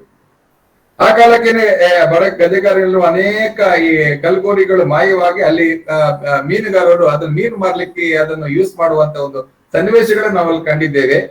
ಇನ್ನು ಕೆಲವು ಅದನ್ನು ಟಾಯ್ಲೆಟ್ಸ್ ಗಳಾಗಿ ಯೂಸ್ ಮಾಡ್ತಿದ್ದನ್ನು ಕೂಡ ನೋಡಿದ್ದೇವೆ. ಆನಂತರ ನಾವು ಅಲ್ಲಿ ಹೋಗಿ ಅಲ್ಲಿ ರೋಟರಿ ಕ್ಲಬ್ ಅವರು ಕೂಡ ಬಂದಿದ್ರು. ಅವರೊಂದಿಗೆ ನಾವು ಒಂದು ಅರಿವಿನ ಕಾರ್ಯಕ್ರಮವನ್ನು ಕೂಡ ಮಾಡಿದ್ದು ನೆನಪುಂಟು. ಆನಂತರ ಮತ್ತೆ ಹೋಗುವಾಗ ಅಲ್ಲಿ ಏನು ಶಿಲಾ ಗೋರಿಗಳು ಮಾಯವಾಗಿದೆ.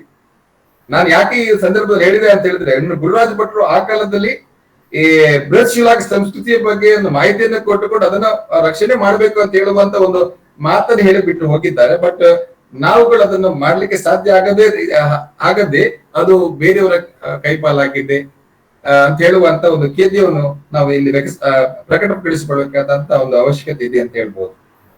ಇನ್ನು 8ನೇ ಶತಮಾನದ ಕನ್ನಡ ಭಾಷೆ ಅತ್ಯಂತ ಪ್ರಾಚೀನ ಶಾಸನ ಅದು ಬೆಳ್ಮಣ್ಣು ಶಾಸನ ಅಂತ ಹೇಳ್ಬೋದು. ಇದನ್ನು ಅವರು ಶೋಧಿಸಿದ್ದಾರೆ.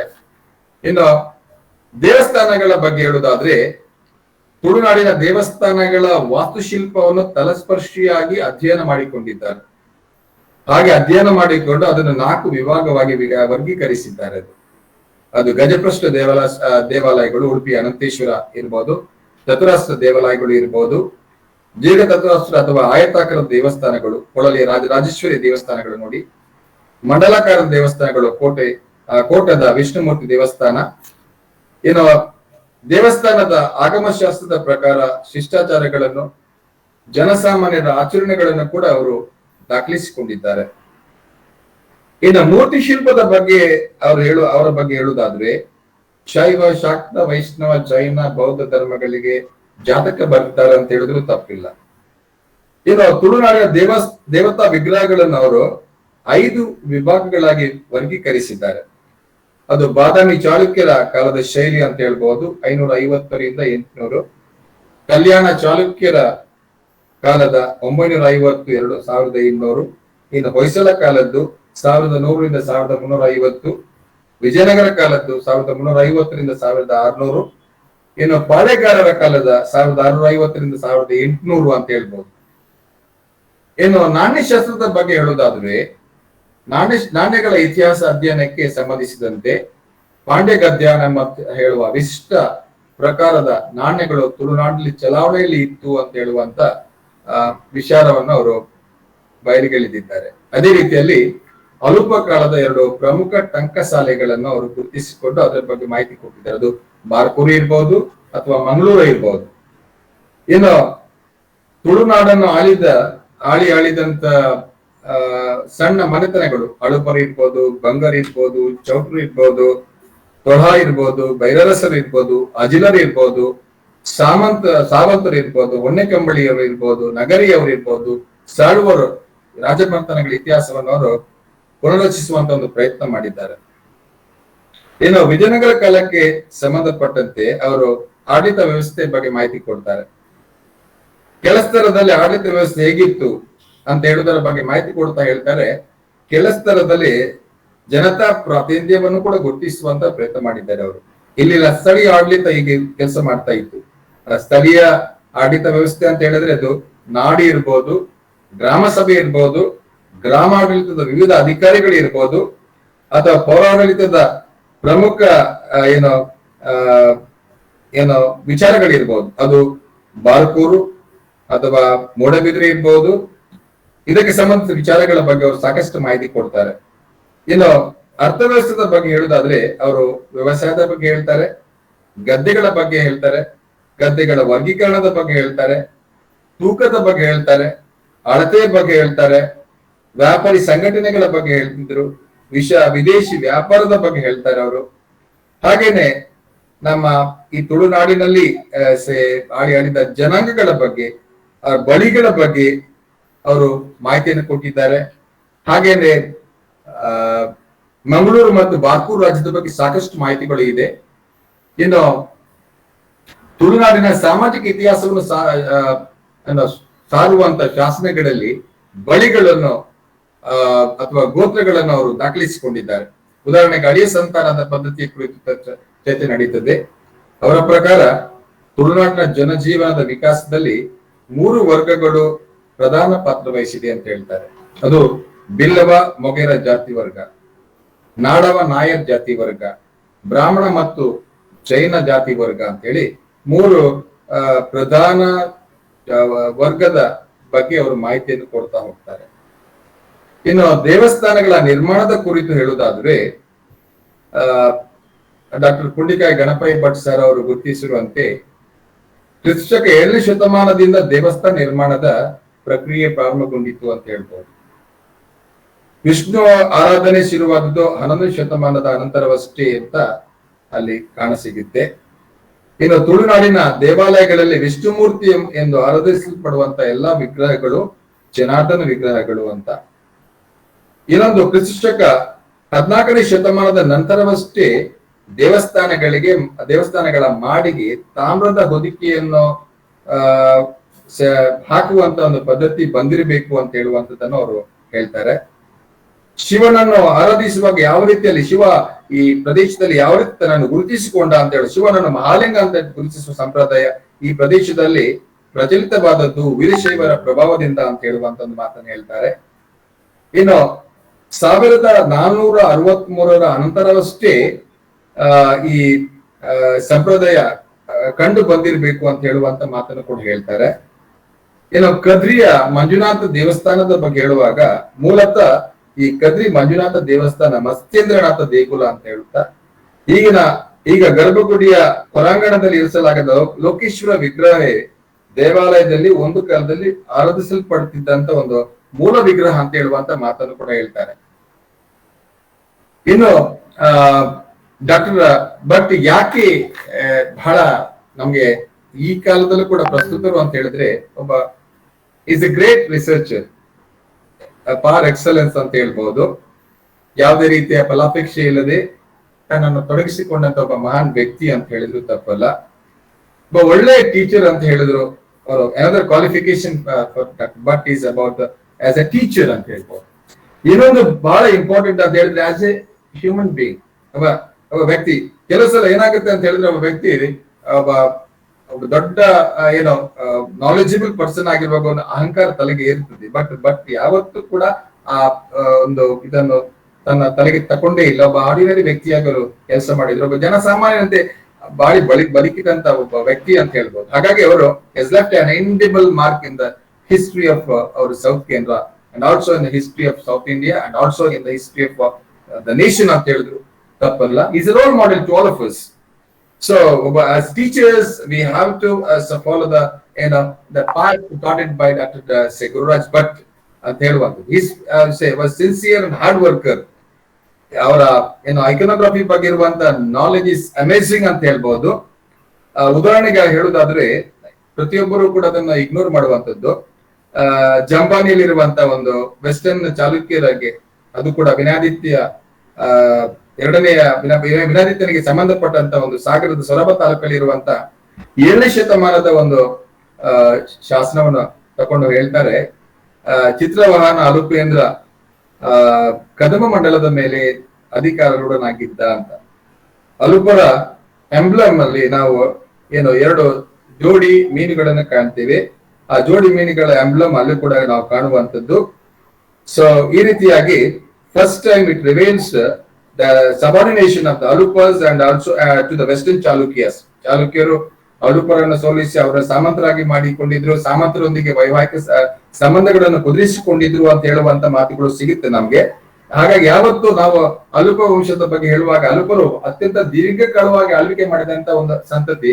ಯಾವತ್ತೂ ಕೂಡ ಅವರು ಒಂದು ಕರ್ನಾಟಕದ ಅರಸು ಮಂಥನಗಳ ಸ್ಥಾನಮಾನಕ್ಕೆ ಏರ್ಲಿಕ್ಕೆ ಸಾಧ್ಯ ಆಗ್ಲಿಲ್ಲ. It is the reason.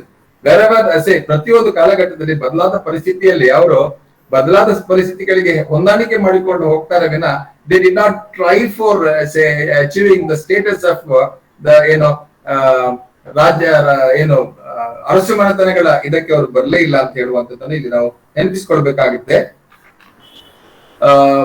ಇನ್ನು ನಾವು ಈ ತುಳುವರು ಅಂತ ಹೇಳುವಂತ ಒಂದು ಸಂಶೋಧನಾ ಗ್ರಂಥದಲ್ಲಿ ಅವರು ತುಳುವರು ಯಾರು, ತುಳುವರ ಹುಟ್ಟು ಏನು, ಇವರು ಈ ತುಳು ನಿಷ್ಪತ್ತಿ ಈಗ ಹುಟ್ಟಿಕೊಂಡಿತು ಅಂತ ಹೇಳುವುದರ ಬಗ್ಗೆ ಹೇಳ್ತಾರೆ. ಅಲ್ಲಿನ ಬ್ರಾಹ್ಮಣ್ಯದ ಬಗ್ಗೆ ಹೇಳ್ತಾರೆ. ಹಾಗೆಯೇ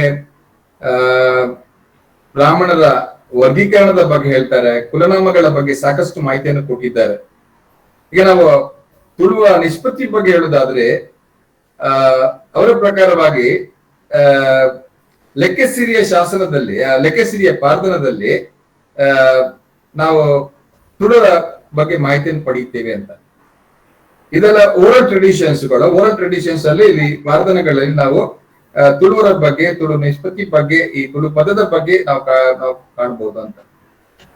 ಮೂಡುಘಟ್ಟ, ಕಡು ಸಮುದ್ರದ ಅಂದ್ರೆ ಉತ್ತರಕ್ಕೆ ಗಂಗೋಳಿ ಹೊಳೆಯು, ದಕ್ಷಿಣಕ್ಕೆ ಮಲಯಾಳ ಪೂರ್ವಘಟ್ಟಗಳು, ಪಶ್ಚಿಮ ಸಮುದ್ರವು ಇದೆ. ಆ ಪ್ರದೇಶದಲ್ಲಿ ತುಳುವರದ್ದು ಅಂತೇಳಿ ತುಳುನಾಡಿನ ಒಂದು ಭೌಗೋಳಿಕ ನೆಲೆಗಟ್ಟನ್ನು ಸೂಚಿಸುವಂತ ಒಂದು ಪ್ರಯತ್ನ ಇಲ್ಲಿ ಮಾಡಲಾಗಿದೆ ಅಂತ ಹೇಳ್ಬೋದು. ಇನ್ನು ಋಗ್ವೇದ ಕಾಲದ ಆ ಅನಾರ್ಯರ ಪಟ್ಟಿಯಲ್ಲಿ ತುಳುವರ ಹೆಸರು ಕಂಡು ಬರುವುದಿಲ್ಲ. ಅಲ್ಲಿ ಆಂಧ್ರರು, ಪುಂಡರು, ಶಬರರು, ಪುಲಿಂದರು ಅಂತೇಳಿ ಇತರ ಬಾಹ್ಯ ಇವರ ಏನು ನಾನ್ ಆರ್ಯನ್ ಗ್ರೂಪ್ಸ್ ಗಳ ಬಗ್ಗೆ ಮಾಹಿತಿ ಕಾಣ ಬರ್ತೇವೆ. ಬಟ್ ಅಲ್ಲಿ ನಾವು ಎಲ್ಲೂ ಕೂಡ ನಾವು ತುಳುವರ ಬಗ್ಗೆ ಅಲ್ಲಿ ನಾವು ಕಾಣೋದಿಲ್ಲ. ಇನ್ನು ತುಳುಗಳಿಂದ ತುಳುವರು, ತುಳುಕಾರರು ಅಂತ ಹೇಳಿದ್ರಿಂದ ತುಳು ನಿಷ್ಪತ್ತಿ ಆಯ್ತಾ ಅಂತ ಹೇಳುವಂತ ವಿಚಾರದ ಬಗ್ಗೆ ಕೂಡ ಅವರು ಮಾಹಿತಿ ಕೊಡ್ತಾರೆ ಅವರು. ಇನ್ನು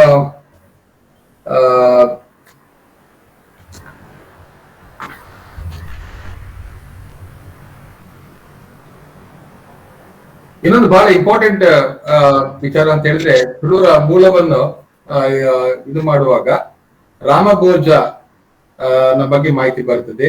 ರಾಮಭೋಜ ಒಂದು ದಿವಸ ಉಡುವ ಸಂದರ್ಭದಲ್ಲಿ ನೇಗಿಲಿನ ಇದಕ್ಕೆ ಸಿಕ್ಕಿ ಒಂದು ಹಾವು ಸತ್ತು ಹೋಗುತ್ತೆ. ನಂತರ ಅವರು ಪರಶುರಾಮನ ಹತ್ರ ಹೋಗಿ ಅವರು ಇದಕ್ಕೆ ಏನು ಪ್ರಾಯಶ್ಚಿತ್ತ ಅಂತ ಕೇಳ್ತಾರೆ. ಪ್ರಾಯಶ್ಚಿತ್ತ ಅಂತ ಹೇಳುವಾಗ ಅಲ್ಲಿ ನೀವು ಒಂದು ತುಲಾ ದಾನ ಮಾಡ್ಬೇಕು ಅಂತ ಹೇಳುವಾಗ ಅವರು ತುಲಾಪುರುಷ ದಾನವನ್ನು ಮಾಡಿ ಬಿಡ್ತಾರೆ. ಸೊ ತುಲಾಪುರುಷ ದಾನ ಮಾಡಿದ ಕಾರಣದಿಂದಾಗಿ ಅದು ಏನು ಇವನು ತುಳು ರಾಜ ಆದ, ತುಲಾಧಿಪತಿಯಾದ ಅಂತ ಹೇಳುವಂತದ್ದು. ಇದನ್ನು ಭಟ್ಟರು ಒಪ್ಪುವುದಿಲ್ಲ. ಇದು ಕಟ್ಟುಕತೆ, ತುಳುವಿನಿಂದ ತೌಳವಾಗಿದೆ ಅಂತ ಹೇಳುವಂತ ವಿಚಾರವನ್ನು ಅವರು ಹೇಳುವಾಗ ಇದು ಕೇವಲ ಕಟ್ಟುಕತೆ ಮಾತ್ರ. ತುಳುವಿನಿಂದ ತೌಳವಾಗಿದೆ ಹೊರತು ತೌಳವರಿಂದ ತುಳು ಅಲ್ಲ ಅಂತ. ಈಗ ಇಲ್ಲಿ ರಾಮಭೋಜನ ಕಥೆ ನೋಡುವಾಗ ರಾಮಭೋಜ ತುಲಾಭಾರ ಮಾಡಿದ ಕಾರಣದಿಂದಾಗಿ ಅಲ್ಲಿ ತುಳುವಾಯಿತು ಅಂತಲ್ಲ. ಅದನ್ನು ಅವ್ರು ಹೇಳ್ತಾರೆ, ತುಳುವಿನಿಂದ ತೌಳವಾಗಿದೆ ಹೊರತು ತೌಳವದಿಂದ ತುಳು ಆಗಿಲ್ಲ ಅಂತ ಹೇಳುವಂತದ್ದು.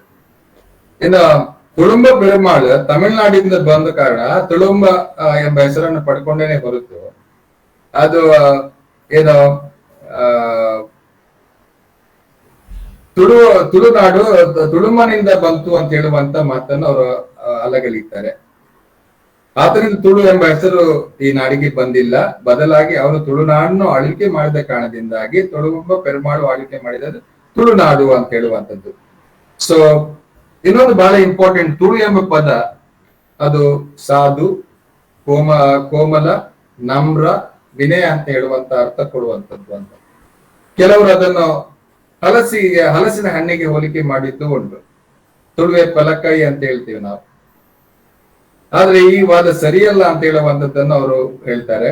ಇದು ಕೋಮಲವಾದ ಸರಿಯಲ್ಲ. ಯಾಕಂತ ಹೇಳಿದ್ರೆ ಎಲ್ಲಾ ಕಡೆಗಳ ತುಳುವೆ ಫಲಕಾಯಿ ಅಂತ ಹೇಳುವಂತ ಹೆಸರು ಎಲ್ಲೂ ಕಾಣೋದಿಲ್ಲ. ಇದು ಒಂದು ಕೇವಲ ಒಂದು ಕೆಲವು ಪ್ರಾಂತ್ಯಗಳಲ್ಲಿ ಮಾತ್ರ ಇದನ್ನು ತುಳುವೆ ಅಂತ ಹೇಳ್ಬೋದು. ಹಾಗಾಗಿ ಇದು ಸರಿಯಲ್ಲ ಅಂತ ಹೇಳುವಂತ ಒಂದು ವಿಚಾರ. ಇನ್ನೊಂದು, ತುಳುವೆಯಿಂದ ಒಂದು ತರದ ವೃಕ್ಷದಿಂದ ಇದಕ್ಕೆ ಈ ಬಂತ ಅಂತ ಹೇಳುವಂತ ಒಂದು ಗೊಮಾನ್ಯ ನಾವು ಹಾಕಿದ್ರೆ ಅದು ಕೂಡ ಅಸಂಭವ ಅಂತ ಹೇಳ್ತಾರೆ. ಯಾಕಂತ ಹೇಳಿದ್ರೆ ನಮ್ಮ ಜನರು ಬಹಳ ಮೃದು ಅಂತ ಹೇಳುವಂತ ಮಾತು ಒಪ್ಪುವಂತದ್ದಲ್ಲ. ಪ್ರಾಯಶಃ ನಮ್ಮಲ್ಲಿ ಅನೇಕ ವೀರ ಪುರುಷರು ನಾವು ಕಂಡಿದ್ದೀವಿ. ಅದು ಭೂತಾಳ ಪಾಂಡ್ಯನ ಬಗ್ಗೆ ಹೇಳಿರ್ಬೋದು, ಅಗುಳಿ ಮಂಜಣ್ಣನ ಬಗ್ಗೆ ಹೇಳಿರ್ಬೋದು, ಕೋಟಿ ಚೆನ್ನೈರ ಬಗ್ಗೆ ಇರ್ಬೋದು, ಬಕ್ಕರಾಣಿ ಅಂತ. ಮತ್ತೆ ನಮ್ಮ ಈ ಚಿಮ್ಮನ್ ಕೋಶರ್ ಅವರು ಫ್ಯಾಷನೇಬಲ್, ಅವರು ಸ್ವರ್ಣಾಭರಣಗಳಿಂದ ಅಲಂಕರಿಸಿಕೊಂಡು ಹೋಗ್ತಿದ್ರು. ವೀರರು, ಶೂರರು, ಧೀರರು ಅಂತ ಹೇಳುವಂಥದ್ದು. ಅವರು ಬೇರೆ ಬೇರೆ ಕಡೆಗಳಿಗೆ ಹೋಗಿಕೊಂಡು ಅಲ್ಲಿ ತಮ್ಮನ್ನು ತೊಡಗಿಸಿಕೊಂಡು ತಮ್ಮ ಪರಾಕ್ರಮಗಳನ್ನು ತೋರಿಸಿಕೊಂಡು ಅಲ್ಲಿನ ರಾಜರುಗಳನ್ನು ಮೆಚ್ಚಿಸಿಕೊಂಡು ಅಲ್ಲಿ ಸೈನಿಕ ವೃತ್ತಿಯಲ್ಲಿ ಗಿಟ್ಟಿಸಿಕೊಂಡಂತದ್ದು ಅವರ ಈ ಶೂರ ಶೌರ್ಯ ಪರಾಕ್ರಮಗಳಿಗೆ ಒಂದು ಮಾದರಿ ಅಂತ ಹೇಳ್ಬೋದು. ಹಾಗಿರುವಾಗ ನಾವು ಈ ಒಂದು ದೃಷ್ಟಿಕೋನದಲ್ಲಿ ಇಟ್ಕೊಂಡ್ರೆ ತುಳುವ ಅಂತ ಹೇಳುವಂಥದ್ದು ಮೃದು ಅಥವಾ ಅವನು ನೀರಿನ ಹಾಗೆ ಅಂತ ಹೇಳುವಂತ ಇದು ಸರಿಯಲ್ಲ ಅಂತ ಹೇಳುವಂತ ವಿಚಾರಗಳನ್ನು ಅವರು ಇದು ವ್ಯಕ್ತಪಡಿಸುವಂತ ಪ್ರಯತ್ನ ಮಾಡಿದ್ದಾರೆ. ಇನ್ನು B.A. ಸಾಲತ್ತೂರು ಹೇಳುವಂತ ತೂಳಂದ ತುಳುವ ಬಂತು ಅಂತ, ಅಂದ್ರೆ ಘಟ್ಟದ ಮೇಲಿನವರ ಮೇಲೆ ದಾಳಿ ಮಾಡ್ತಿದ್ರು. ಅಂದ್ರೆ ಇಲ್ಲಿ ತುಳುವರು ಪರಾಕ್ರಮಿಗಳಾಗಿದ್ರು ಅಂತ ಹೇಳುವುದಕ್ಕೆ ಅವರೊಂದು ಉದಾಹರಣೆ ಕೊಟ್ಟ.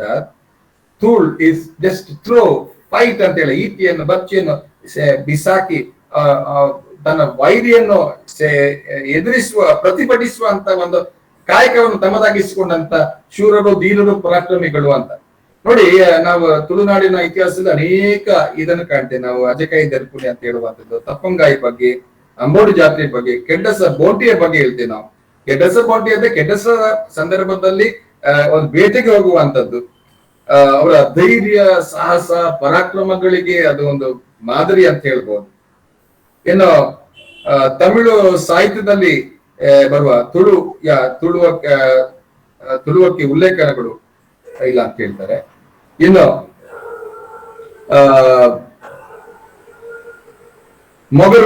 ಮೊಗೇರರು, ಮುದ್ಗಲರು ಅಂತ ಹೇಳುವಂಥದ್ದು, ಪ್ರಾಯಶಃ ನಾವು ಅನೇಕ ಇದರಲ್ಲಿ ಗೋವಿಂದ ಪೈ ಅವರು ಹೇಳುವ ತುಳುವ ಅಂತ ಹೇಳುವಂಥದ್ದು ನೀರಲ್ಲಿ ಆಟವಾಡಿ ಬೆಳೆದವರು, ಅಂದ್ರೆ ಹುಟ್ಟಿನಿಂದಲೇ ಅವರು ನೀರಲ್ಲಿ ಆಟವಾಡಿಕೊಂಡು ಬೆಳೆದವರು ಮುದ್ಗರ ಅಂತ ಹೇಳುವಂತ.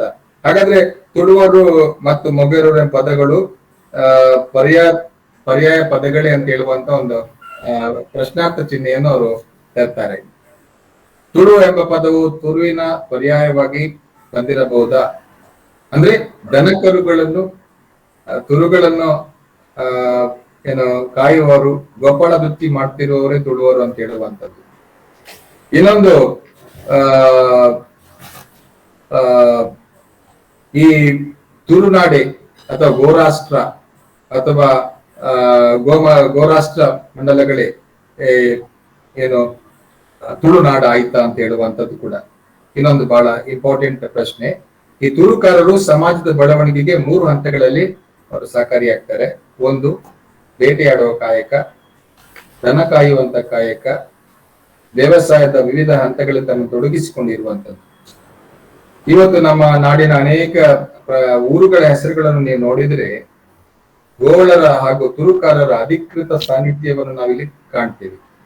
ಉದಾಹರಣೆಗೆ ಗೋಪಾಡಿ, ಅಂದಾಡಿ, ಹಾಲಾಡಿ, ಹಾರಡ್ಡಿ, ಹಾಲುಗಳ್ಳಿ, ಪಾರಂಪಳ್ಳಿ, ಪೇರಂಪಳ್ಳಿ, ಪಾಲಡ್ಕ, ಮಂದಾಡಿ, ನಂದ್ಯಾಲ, ನಂದೂರು, ನಂದಾವರ, ಬೆಣ್ಣೆಕುದುರು, ಹಟ್ಟಿಕುದುರು, ಹಾಲ್ನಾಡು, ಕುರಿಯಾಲ, ಗೋಸಾಡ, ಮದ್ದೂರು, ಆಡೂರು. ನೋಡಿ, ಇಲ್ಲಿ ಎಲ್ಲ ಒಂದ ದನ ಕರುಗಳಿಗೆ ಹಾಲು, ಬೆಣ್ಣೆ ಇದಕ್ಕೆ ಸಂಬಂಧಪಟ್ಟ, ಅಂದ್ರೆ ಒಟ್ಟು ಆ ಗೋಪಾಳ ವೃತ್ತಿಗೆ ಸಂಬಂಧಪಟ್ಟಂತ ಎಲ್ಲಾ ವಿಚಾರಗಳನ್ನು ಅಲ್ಲಿ ನಾವು ಅಧಿಕೃತವಾಗಿ ಇಲ್ಲಿ ಈ ತುಳುಕಾರರ ಅಧಿಕೃತ ಸಾನ್ನಿಧ್ಯವನ್ನು ಅಲ್ಲಿ ನಾವು ಸೂಚಿಸುವಂತ ಈ ಏನು ಹೆಸರುಗಳನ್ನು ಅಲ್ಲಿ ಕಾಣ್ತಾ ಇದೆ ಅಂತ. ಹಾಗೇನೆ ಕೊಳಲಿ, ಪುರಾಲ್ ಅಂತ ಹೇಳ್ತೇವೆ ನಾವು. ಪುರಾಲ್ ಅಂತ ಹೇಳಿದ್ರೆ ಕೊಳಲು ಅಂತ ಅರ್ಥ. ತುಳುಕಾರರ ಕುಲದೈವ ಚಾಮುಂಡಿ ಹಾಗೂ ದುರ್ಗೆ. ಹಾಗಾಗಿ ಇಲ್ಲಿ ನಾವು ದುರ್ಗಾ ಪರಮೇಶ್ವರಿ ದೇವಸ್ಥಾನ, ರಾಜರಾಜೇಶ್ವರಿ, ಇದು ಕೊಳಲಿ ರಾಜರಾಜೇಶ್ವರಿ ಅಂತ ಅದು ಒಂದು ದುರ್ಗಾ ದೇವಿಯ ದೇವಸ್ಥಾನ ಅಂತ ಹೇಳ್ಬೋದು. ಇನ್ನು ತುಳು ಪ್ರಾರ್ಥನೆಗಳಲ್ಲಿ ಕೂಡ ಬರುವಂತ ತುಳುವರು ಚಂದ್ರವಂಶದವರು ಯಾತಿಯ ಎಂಬ ರಾಜನ ತನ್ನ ವೃದ್ಧಾಪ್ಯದಲ್ಲಿ ತನ್ನ ಮಕ್ಕಳು ತನ್ನ ವೃದ್ಧಾಪ್ಯ ತೆಗೆದುಕೊಳ್ಬೇಕು ಅಂತ ಹೇಳುವಂತ ಒಂದು ಇದನ್ನು ಅಪೇಕ್ಷೆ ಪಡ್ತಾರೆ. ಯಾಗ ಅವನ ಮಕ್ಕಳು ಯದು, ತುರ್ವಸ್ಸು, ಕುರು ಎಂಬಲ್ಲಿ ತುರ್ವಸ್ಸು ಏನ್ ಮಾಡ್ತಾನೆ ಅಂತ ಹೇಳಿ ತನ್ನ ರಾಜ್ಯವನ್ನು ಬಿಟ್ಟು ಅವನು ಪಾತಾಳಕ್ಕೆ ಹೋಗ್ತಾನೆ. ಅವನು ನಾಗರಾಜನ ಮಿತ್ರತ್ವವನ್ನು ಮಾಡ್ತಾನೆ. ಹೀಗಾಗಿ ತುಳುವರು, ಮಲವರು, ತೊಡವರು, ತುರ್ವಸುಗಳು ಸಂತತಿ ತುಳುನಾಡಲ್ಲಿ ಹುಟ್ಟಿಕೊಳ್ತದೆ. ಇದೇ ರೀತಿ ಅದು ಮುಂದಕ್ಕೆ ತುಳು ರಾಜ್ಯ ಅಂತ ಹೇಳಿ ಹೆಸರಿವಾಸಿ ಆಗ್ತದೆ ಅಂತ ಹೇಳುವಂತ ಒಂದು ವಿಚಾರ ಇಲ್ಲಿ ನಮ್ಗೆ ಕಂಡು ಬರ್ತದೆ. ಅಂತ ಹೇಳಿದ್ರೆ ಇಲ್ಲಿ ಗೋವಳರು ಜಾಸ್ತಿ ಆಗಿದ್ದಂತ ಈ ಪ್ರದೇಶ, ಹಾಗಾಗಿ ಇದು ತುಳುವಿನಿಂದ ತುಳು ಅಂತ ಹೇಳುವಂತ ಇದನ್ನು ಅವರು ಹೆಚ್ಚು ಒತ್ತಿ ಹೇಳ್ತಾರೆ ಅಂತ ಹೇಳುವಂಥದ್ದು. ಇನ್ನು ಬಾರ್ಕೂರು ಬಗ್ಗೆ ಹೇಳುವಾಗ ಅವ್ರು ಹೇಳ್ತಾರೆ, ಇದು ದ್ವಾರಕಾಪುರವೆಂಬ ಶಿಲ್ಪ ತತ್ವದ ಮೂಲಕ ಬಾರಕಾಪುರ್ ಅದು ಈ ಅಂದ್ರೆ ಉಪದ್ವಾರಕಿ ಅಂತ ಹೇಳುವಂತ ಮಾತನ್ನು ಕೂಡ ಹೇಳ್ತಾರೆ. ಕೃಷ್ಣನ ಕಾಲಾನಂತರ ಯದುವಂಶಜರೆಲ್ಲ ದಕ್ಷಿಣಕ್ಕೆ ಬರ್ತಾರೆ ಅಂತ ಹೇಳುವಂತ ವಿಚಾರ ಮಹಾಭಾರತದಲ್ಲಿ ಇದೆ. ಪ್ರಾಯಶಃ ಕರಾವಳಿಯಲ್ಲಿ ಅವರು ಆದುಕೊಂಡು ದಕ್ಷಿಣಕ್ಕೆ ಪ್ರಯಾಣ ಬೆಳೆಸಿಕೊಂಡು ಬಂದು ಬಾರ್ಕೂರಿಗೆ ಬಂದು ನೆಲೆಸ್ತಾರೆ ಅಂತ ಹೇಳುವಂತ ಒಂದು ವಿಚಾರಗಳು ಬರುತ್ತೆ. ಪ್ರಾಯಶಃ ಅದರಿಂದಾಗಿ ಬಾರಕೂರು ಅದು ಬಾರಕ್ಪುರ್ ಅಥವಾ ಈ ದ್ವಾರಕಾಪುರ, ಅಂದ್ರೆ ಈ ಸೆಕೆಂಡ್ ದ್ವಾರಕಿ ಅಂತ ಹೇಳುವಂತ ವಿಚಾರವನ್ನು ಅವರು ವ್ಯಕ್ತಪಡಿಸಿದ್ದಾರೆ. ಇನ್ನು ನಿವಾಸಿಗಳ ಬಗ್ಗೆ, ಕೋಲರ ಬಗ್ಗೆ, ಮಂದರ ಬಗ್ಗೆ ಹೊಳೆಗಳ ಬಗ್ಗೆ, ಪಣಿಗಳ ಬಗ್ಗೆ, ಮಲ್ಲರ ಬಗ್ಗೆ ಕೂಡ ಸಾಕಷ್ಟು ಮಾಹಿತಿಗಳು ಇವರ ಈ ಪುಸ್ತಕದಲ್ಲಿ ಕಂಡು ಬರ್ತಾ ಇದೆ. ಒಟ್ನಲ್ಲಿ ನಾನು what I just would like to conclude in this context is, ಒಬ್ಬ ಇತಿಹಾಸಗಾರನಾಗಿದ್ದುಕೊಂಡು, ಒಬ್ಬ ರಿಸರ್ಚರ್ ಆಗಿದ್ದುಕೊಂಡು ಅವರು ಅವರ ಇತಿಮಿತಿಯಲ್ಲಿ ಎಷ್ಟು ಕೊಡುಗೆಗಳನ್ನು ಕೊಟ್ಟಿದ್ದಾರೆ ಅಂತ ಹೇಳುವಂಥದ್ದನ್ನು ತಕೊಂಡ್ರೆ ಪ್ರಾಯಶಃ ಇನ್ಯಾವನೇ ಒಬ್ಬ ವ್ಯಕ್ತಿ ಮಾಡದಂತ ಒಂದು ಕೆಲಸ ಕಾರ್ಯಗಳನ್ನು ಮಾಡಿಕೊಂಡು ಬಾಳಿ ಬಳಕಿದಂತ ಒಬ್ಬ ಶ್ರೇಷ್ಠ ವ್ಯಕ್ತಿಗಳಲ್ಲಿ ಒಬ್ಬ. ನಾನೇನು ಅವರ ಬಗ್ಗೆ ಹೆಚ್ಚು ಏನೋ ವಿಚಾರ ತಿಳ್ಕೊಂಡಿಲ್ಲ. ನಾನು ಪೆರಿಫೆರಿಯಲ್ಲಿ ನಿಂತುಕೊಂಡು ಡಾಕ್ಟರ್ ಗುರುರಾಜ ಭಟ್ರ ಬಗ್ಗೆ ನಾನು ತಿಳ್ಕೊಂಡವು ಅಷ್ಟೇ. ಗುರುರಾಜ ಭಟ್ರ ಬಗ್ಗೆ ತಿಳ್ಕೊಂಡವರು ಸಾಕಷ್ಟು ಇದ್ದಾರೆ. ನಮ್ಮ ಹಿರಿಯರಾದಂತ ಗಣಪತಿ ಭಟ್ರು ಇದ್ದಾರೆ, ಶಿವತಾರಕ್ ಇದ್ದಾರೆ, ಇನ್ನು ಅನೇಕ ವ್ಯಕ್ತಿಗಳು ಇದ್ದಾರೆ. ಅವರಿಗೆ ನನ್ಗಿಂತ ಡಾಕ್ಟರ್ ಜಗದೀಶ್ ಶೆಟ್ಟಿ ಅವರು ಇದ್ದಾರೆ. ಅವರಷ್ಟು ನನಗೆ ಖಂಡಿತವಾಗಿ ಮಾಹಿತಿ ಇಲ್ಲ. ನಾನು ಏನ್ ಹೇಳಿದ್ರು ಕೂಡ ನಾನು what ever I studied and learned from the books ಅಷ್ಟೇ. ನಾನೇನು ಆಳವಾದ ಅಧ್ಯಯನಗಳನ್ನು ಖಂಡಿತ ಮಾಡಿಲ್ಲ. ನನ್ನ ಮಿತ್ರರಾದಂತ ಡಾಕ್ಟರ್ ಗಣಪತಿ ಗೌಡ ಅವರು ನಮ್ಮಲ್ಲಿ ಕೇಳಿಕೊಂಡಾಗ ಬೇಡ ಅಂತ ಹೇಳುವಂತ ಒಂದು ಮನಸ್ಸು ಬರ್ಲಿಲ್ಲ. ಯಾಕಂದ್ರೆ ನನ್ನ ಆತ್ಮೀಯ ಮಿತ್ರರಿಗೆ ನಾವು ಬೇಡ ಅಂತ ಹೇಳಿದ್ರೆ ಪ್ರಾಯಶಃ ನಮ್ಮನ್ನು ನಾವು ರಿಜೆಕ್ಟ್ ಮಾಡಿಕೊಂಡು ಅಂತ ಹೇಳುವಂತ ವಿಚಾರ ಬಂದಾಗ ನಾನು ಆಯ್ತು ಅಂತ ಹೇಳಿಕೊಂಡು ನನ್ನ ಇತಿಮಿತಿಯಲ್ಲಿ ನನಗೆ ಎಷ್ಟು ಕಂಡಿದೆ ಅಷ್ಟನ್ನು ಮಾತ್ರ ಹೇಳುವಂತ ಪ್ರಯತ್ನ ಮಾಡಿದ್ದೇನೆ. ಎಲ್ಲವನ್ನು ನಾನು ವಿಸ್ತೃತವಾಗಿ ನಾನು ಹೇಳುವಂತ ಪ್ರಯತ್ನ ಮಾಡಿಲ್ಲ. ತುಳುನಾಡಿನ ಹಿಸ್ಟೋರಿಯೋಗ್ರಫಿಕಲ್ ನೋಟ್ಸ್ ಗಳ ಬಗ್ಗೆ ನಾನು ಇದು ಮಾಡಿಲ್ಲ. ಯಾವ ರೀತಿಯಲ್ಲಿ ಹಿಸ್ಟೋರಿಯೋಗ್ರಫಿಕಲ್ ನೋಟ್ಸ್ ಗಳು ಸ್ಟಾರ್ಟ್ ಆಯ್ತು, ಎಲ್ಲಿಂದ ಶುರುವಾಯಿತು, ಅದು ಕೇಶವ ಅವರು ನಮ್ಮ ಏನು ನಮ್ಮ ಇತಿಹಾಸದ ಪಿತಾಮಹ ಎನಿಸಿಕೊಂಡಂತ ನಾವು ಬಂಟ್ವಾಳದ ಐಗಳಿಂದ ಶುರುವಾಗುತ್ತೆ. ದೊಡ್ಡ ಲಿಸ್ಟನ್ನೇ ಪಟ್ಟಿಯನ್ನೇ ಮಾಡ್ಕೊಂಡು ಬರ್ಬೋದು.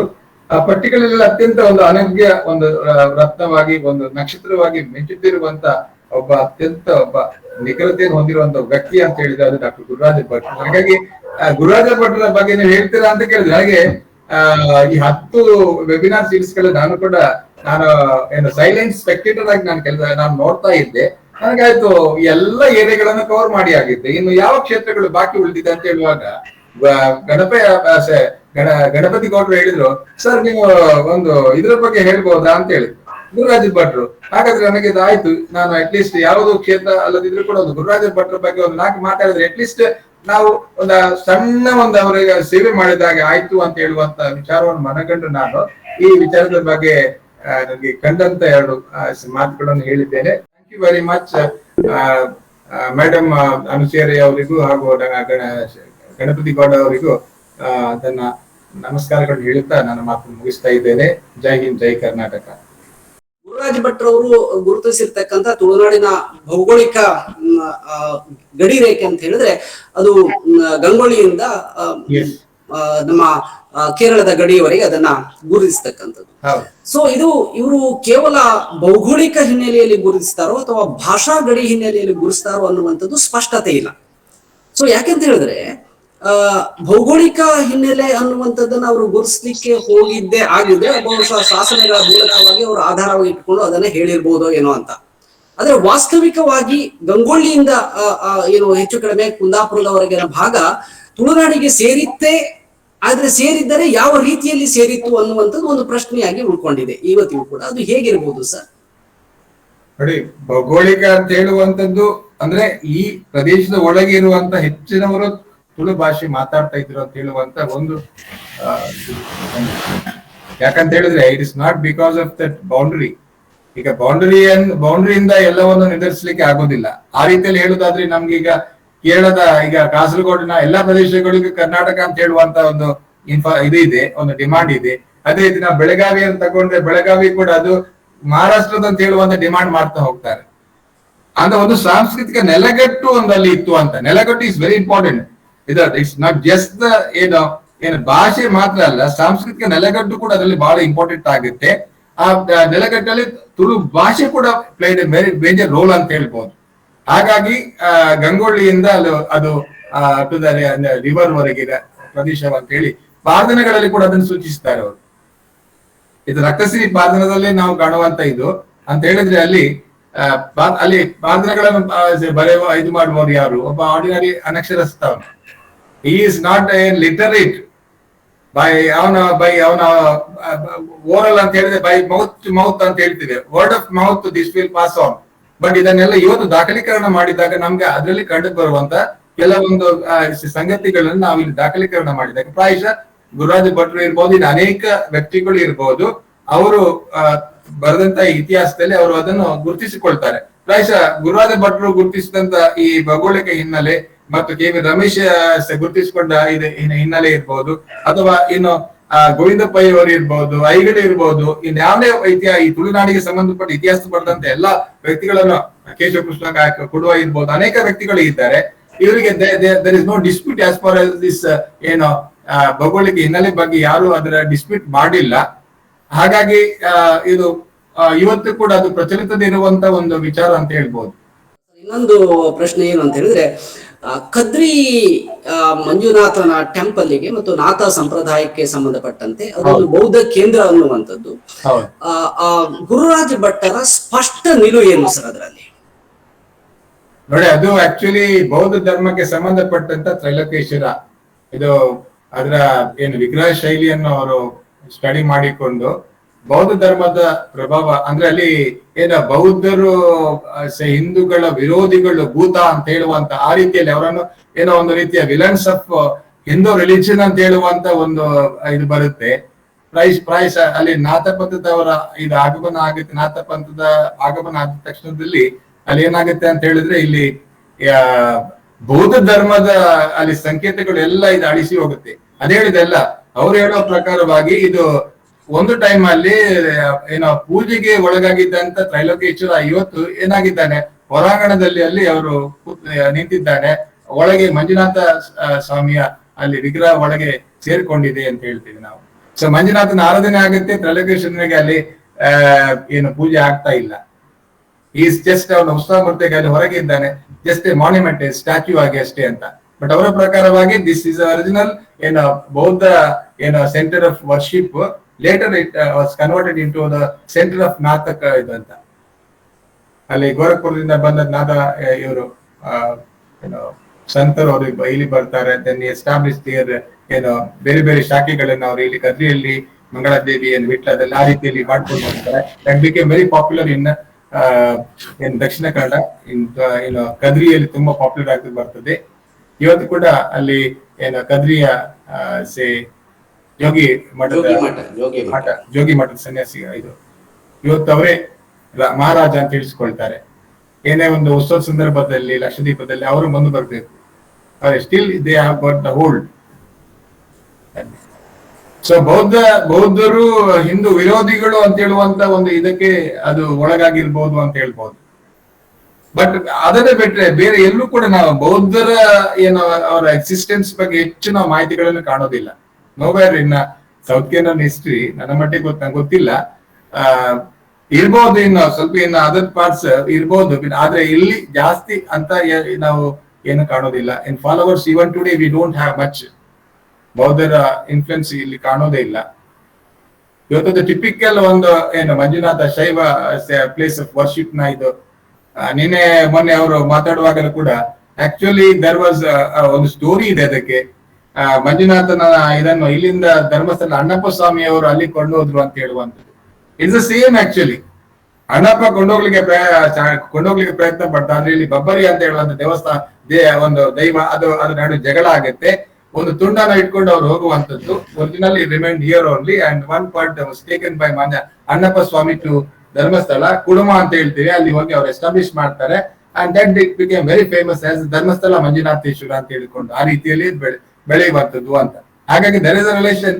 ಬಟ್ ಇವತ್ತಿನ ಕಾಲಘಟ್ಟದಲ್ಲಿ ಧರ್ಮಸ್ಥಳ ಅಂತ ಹೇಳುವಂಥದ್ದು, ಕುಡುಮ ಅಂತ ಹೇಳುವಂಥದ್ದು ಎಷ್ಟು ಪಾಪ್ಯುಲರ್ ಆಗಿದೆ ಅಂತ ಹೇಳಿದ್ರೆ ಲಕ್ಷಾದಿ ಭಕ್ತಾದಿಗಳನ್ನ ಅದು ಆಕರ್ಷಿಸಿಕೊಂಡು ಇವತ್ತು ದೊಡ್ಡ ಸೆಂಟರ್ ಆಫ್ ಪಿಲ್ಗ್ರಿಮೇಜ್ ಆಗಿ ಬೆಳ್ಕೊಂಡಿದೆ. ಇತ್ತೀಚಿನ ದಿನಗಳಲ್ಲಿ ಕದ್ರಿಯ ರೆನೋವೇಷನ್ಸ್ ಆಗಿ ಅದರ ಈಗಿನ ಆಡಳಿತ ವರ್ಗದವರ ಒಂದು ಪರಿಶ್ರಮದಿಂದಾಗಿ ಇವತ್ತದು ಪ್ರಬಂಧಮಾನ ಸ್ಥಿತಿಗೆ ಬರ್ತಾ ಇದೆ. But still it is not up to the level of ಧರ್ಮಸ್ಥಳದ ಆ ಲೆವೆಲ್ಗೆ ಇನ್ನು ಬರಲಿಲ್ಲ. But it is much older than Dharmasthala ಅಂತ ಹೇಳುದ್ರಲ್ಲಿ ಎರಡು ಮಾತಿಲ್ಲ ಅಂತ ಹೇಳ್ಬೋದು. ನಮಸ್ಕಾರ ಸರ್, ಬಹಳ ಚೆನ್ನಾಗಿ ಪ್ರೆಸೆಂಟ್ ಕೊಟ್ರಿ, ಒಳ್ಳೆಯ ಇನ್ಫಾರ್ಮೇಶನ್ ಹೇಳಿದ್ರಿ. Thank you. ಆದ್ರೆ ಒಂದು ದೇವಸ್ಥಾನಗಳ ಬಗ್ಗೆ ಹೇಳುವಾಗ ಗಜಾಕೃತಿ ಟೆಂಪಲ್ ಅಂತ ಹೇಳುವಾಗ ನೀವು ಎರಡನ್ನು ಆಡ್ ಮಾಡಿದ್ರೆ ಒಳ್ಳೇದಿತ್ತು ಅಂತ ನನ್ನ ಅನಿಸಿಕೆ. ಗಜ ಪ್ರಶ್ನೆ ಮತ್ತಿದ ಅದರಲ್ಲಿ ಮಧೂರಿನಿಂದ ಒಂದು ಮತ್ತೊಂದು ಅಡೂರು, ಈ ಎರಡು ಟೆಂಪಲ್ ಗಳನ್ನು ನೀವು ಆಡ್ ಮಾಡಿದ್ರೆ ನಿಮ್ಮ ಖಂಡಿತ. ಅದು ಯಾಕಂತ ಹೇಳಿದ್ರೆ ನಾನು ಹೇಳಿದ್ದು ಕೇವಲ ಗುರುರಾಜ ಭಟ್ರ ಇದ್ರಲ್ಲಿ ಕಲ್ಪನೆಯಲ್ಲಿ ಮಾತ್ರ ಹೇಳಿದ್ದು. ಅದು ಗುರುರಾಜ್ ಭಟ್ರ ಅದರಲ್ಲಿ ಇದೆ ಅದು. ಹೌದಾ? Okay okay, thank you. Subject to correction, thank you. ಅದರಲ್ಲಿ ಇದೆ. ಯಾಕಂತ ಹೇಳಿದ್ರೆ ಕುಂಬ್ಳೆ ಅರಸು ಮನೆತನದ ಕಾಲಘಟ್ಟದಲ್ಲಿ ಅದನ್ನು ಜೀರ್ಣೋದ್ಧಾರ ಆಗಿ ನೀವು ಹೇಳಿದ 7ನೇ ಶತಮಾನದಲ್ಲಿ ಅದು ಬರ್ತದೆ. Thank you. Okay okay. ನಂತರ ದಿನಗಳಲ್ಲಿ ಅದಕ್ಕೆ ತಗಡಿನ ಇದನ್ನು ಕೂಡ ಮಾಡುವಂತದ್ದು ಕೂಡ ಅದೇ ಕಾಲಘಟ್ಟದಲ್ಲಿ ಬರ್ತದೆ. ನಮ್ಮ ಕಾರ್ಯಕ್ರಮದ ಅಧ್ಯಕ್ಷತೆಯನ್ನು ವಹಿಸಿಕೊಂಡಿರ್ತಕ್ಕಂಥ ನಮ್ಮ ಕಾಲೇಜಿನ ಪ್ರಾಂಶುಪಾಲರು ಹಾಗೆ ನಮ್ಮ ಎಲ್ಲರ ಮಾರ್ಗದರ್ಶಕರಾಗಿರ್ತಕ್ಕಂಥ ಡಾಕ್ಟರ್ ಅನಸೂಯ ರೈರವರ್ ಮೇಡಮ್ ಅವರಿಂದ ಈಗ ಅಧ್ಯಕ್ಷೀಯ ಭಾಷಣ. ನಮಸ್ಕಾರ. ಇಂದಿನ ಸಂಪನ್ನ ವ್ಯಕ್ತಿಗಳಾದ ಡಾಕ್ಟರ್ ಸತೀಶ್ ಕುಮಾರ್ ಶೆಟ್ಟಿ ಅವರೇ, ಕಾಲೇಜು ಮಂಗಳೂರು ಇಲ್ಲಿನ ಇತಿಹಾಸ ಮತ್ತು ಪುರಾತತ್ವ ಸ್ನಾತಕೋತ್ತರ ವಿಭಾಗದ ಸಂಯೋಜಕರಾದ ಡಾಕ್ಟರ್ ಗಣಪತಿ ಗೌಡ ಹಾಗೂ ವಿಭಾಗದ ಎಲ್ಲ ಪ್ರಾಧ್ಯಾಪಕರೇ, ಮಾನುಷ ಪದಾಧಿಕಾರಿಗಳೇ ಹಾಗೂ ಇತಿಹಾಸಕ್ತರೇ, ನಾಡಿನ ಇತಿಹಾಸ ಗುರುರಾಜ್ ಭಟ್ ಅವರ ಕೊಡುಗೆ ಎಂಬ ವಿಷಯದಲ್ಲಿ ಈವರೆಗೆ ಡಾಕ್ಟರ್ ಸತೀಶ್ ಕುಮಾರ್ ಶೆಟ್ಟಿ ಅವರು ತಮ್ಮ ವಿಚಾರಗಳನ್ನು ನಮ್ಮೊಂದಿಗೆ ಹಂಚಿಕೊಂಡಿದ್ದಾರೆ. ಶ್ರೀಯುತರು ತಮ್ಮ ಭಾಷಣದಲ್ಲಿ ಡಾಕ್ಟರ್ ಗುರುರಾಜ್ ಭಟ್ಟರು ತುಳುನಾಡಿನ ಇತಿಹಾಸದ ಅಧ್ಯಯನಕ್ಕೆ ಏನೆಲ್ಲ ಕೊಡುಗೆ ಎಂಬ ಅಂಶವನ್ನು ಸ್ಥೂಲವಾಗಿ ತಿಳಿದಿದ್ದಾರೆ. ಡಾಕ್ಟರ್ ಗುರುರಾಜ್ ಭಟ್ಟರ ಅಧ್ಯಯನದ ಇತಿಮಿತಿಗಳು ಏನೆಂಬುದನ್ನು ಕೂಡ ನಮ್ಗೆ ಅವರು ಹೇಳಿದ್ದಾರೆ. ಡಾಕ್ಟರ್ ಗುರುರಾಜ್ ಭಟ್ರು 200 ಸ್ಮಾರಕಗಳನ್ನು ದಾಖಲೀಕರಿಸಿದ್ದಾರೆ ಎನ್ನುವ ವಿಚಾರ ನಾವೆಲ್ಲರೂ ಮೆಚ್ಚಬೇಕಾದ ಸಂಗತಿ. ಅನೇಕ ವಿಚಾರಗಳನ್ನು ಸತೀಶ್ ಕುಮಾರ್ ಶೆಟ್ಟಿ ಅವರು ನಮ್ಮನ್ನು ಹಂಚಿಕೊಂಡಿದ್ದಾರೆ. ಅಂತ ತಿಳಿದಿರುವ ಹಾಗೆ ಇದು ಸೀರೀಸ್ ನ ವಿಚಾರಮಾಲೆ. ತಮ್ಮ ಜ್ಞಾನವನ್ನು ಸಮಯವನ್ನು ನಮ್ಮೊಂದಿಗೆ ಹಂಚಿಕೊಂಡದಕ್ಕಾಗಿ ವಿಶ್ವವಿದ್ಯಾಲಯ ಕಾಲೇಜು ಮಂಗಳೂರು ಪರವಾಗಿ ನಾನು ನಿಮ್ಗೆ ಕೃತಜ್ಞತೆಗಳನ್ನು ಇದ್ದೇನೆ. ಹೆಚ್ಚಿಗೆಯನ್ನು ನಾನು ಹೇಳಲು ಬಯಸುವುದಿಲ್ಲ. ವೆಬ್ ಸೀರೀಸ್ ಅನ್ನು ಗಣಪತಿ ಗೌಡ ಅವರ ಬಳಗಕ್ಕೆ ಮಾನುಷರ ಪದಾಧಿಕಾರಿಗಳಿಗೆ ಅಭಿನಂದನೆಗಳು ಸಲ್ಲಿಸಿ ನನ್ನ ಅಧ್ಯಕ್ಷೀಯ ನುಡಿಗಳನ್ನು ನಿಲ್ಲಿಸ್ತಾ ಇದ್ದೇನೆ. ನಮಸ್ಕಾರ. ಧನ್ಯವಾದಗಳು ಮೇಡಮ್. ನಮ್ಮ ಕಾರ್ಯಕ್ರಮದ ಕೊನೆಯಲ್ಲಿ ಎಲ್ಲರಿಗೂ ವಂದನೆಯನ್ನ ಸಲ್ಲಿಸಲಿದ್ದಾರೆ ನಮ್ಮ ವಿಭಾಗದ ವಿದ್ಯಾರ್ಥಿನಿ ಕುಮಾರಿ ಮೇಘರವರು. ಎಲ್ಲರಿಗೂ ನಮಸ್ಕಾರ. ವಿಶ್ವವಿದ್ಯಾನಿಲಯ ಕಾಲೇಜು ಮಂಗಳೂರಿನ ಇತಿಹಾಸ ಮತ್ತು ಪುರಾತತ್ವ ಶಾಸ್ತ್ರ ಸ್ನಾತಕೋತ್ತರ ವಿಭಾಗ ಮತ್ತು ಇತಿಹಾಸ ಶಿಕ್ಷಕರ ಸಂಘ ಮಾನುಷ ಜಂಟಿಯಾಗಿ ಯಶಸ್ವಿಯಾಗಿ ಆಯೋಜಿಸಿಕೊಂಡು ಬರುತ್ತಿರುವ ತುಳುನಾಡಿನ ಮತ್ತು ಕೊಡಗಿನ ಇತಿಹಾಸ ಎಂಬ ವಿಷಯದ ಕುರಿತ ವೆಬಿನಾರ್ ಉಪನ್ಯಾಸದ 11ನೇ ಸರಣಿಯಲ್ಲಿ ನಾವಿಂದು ಸೇರಿದ್ದೇವೆ.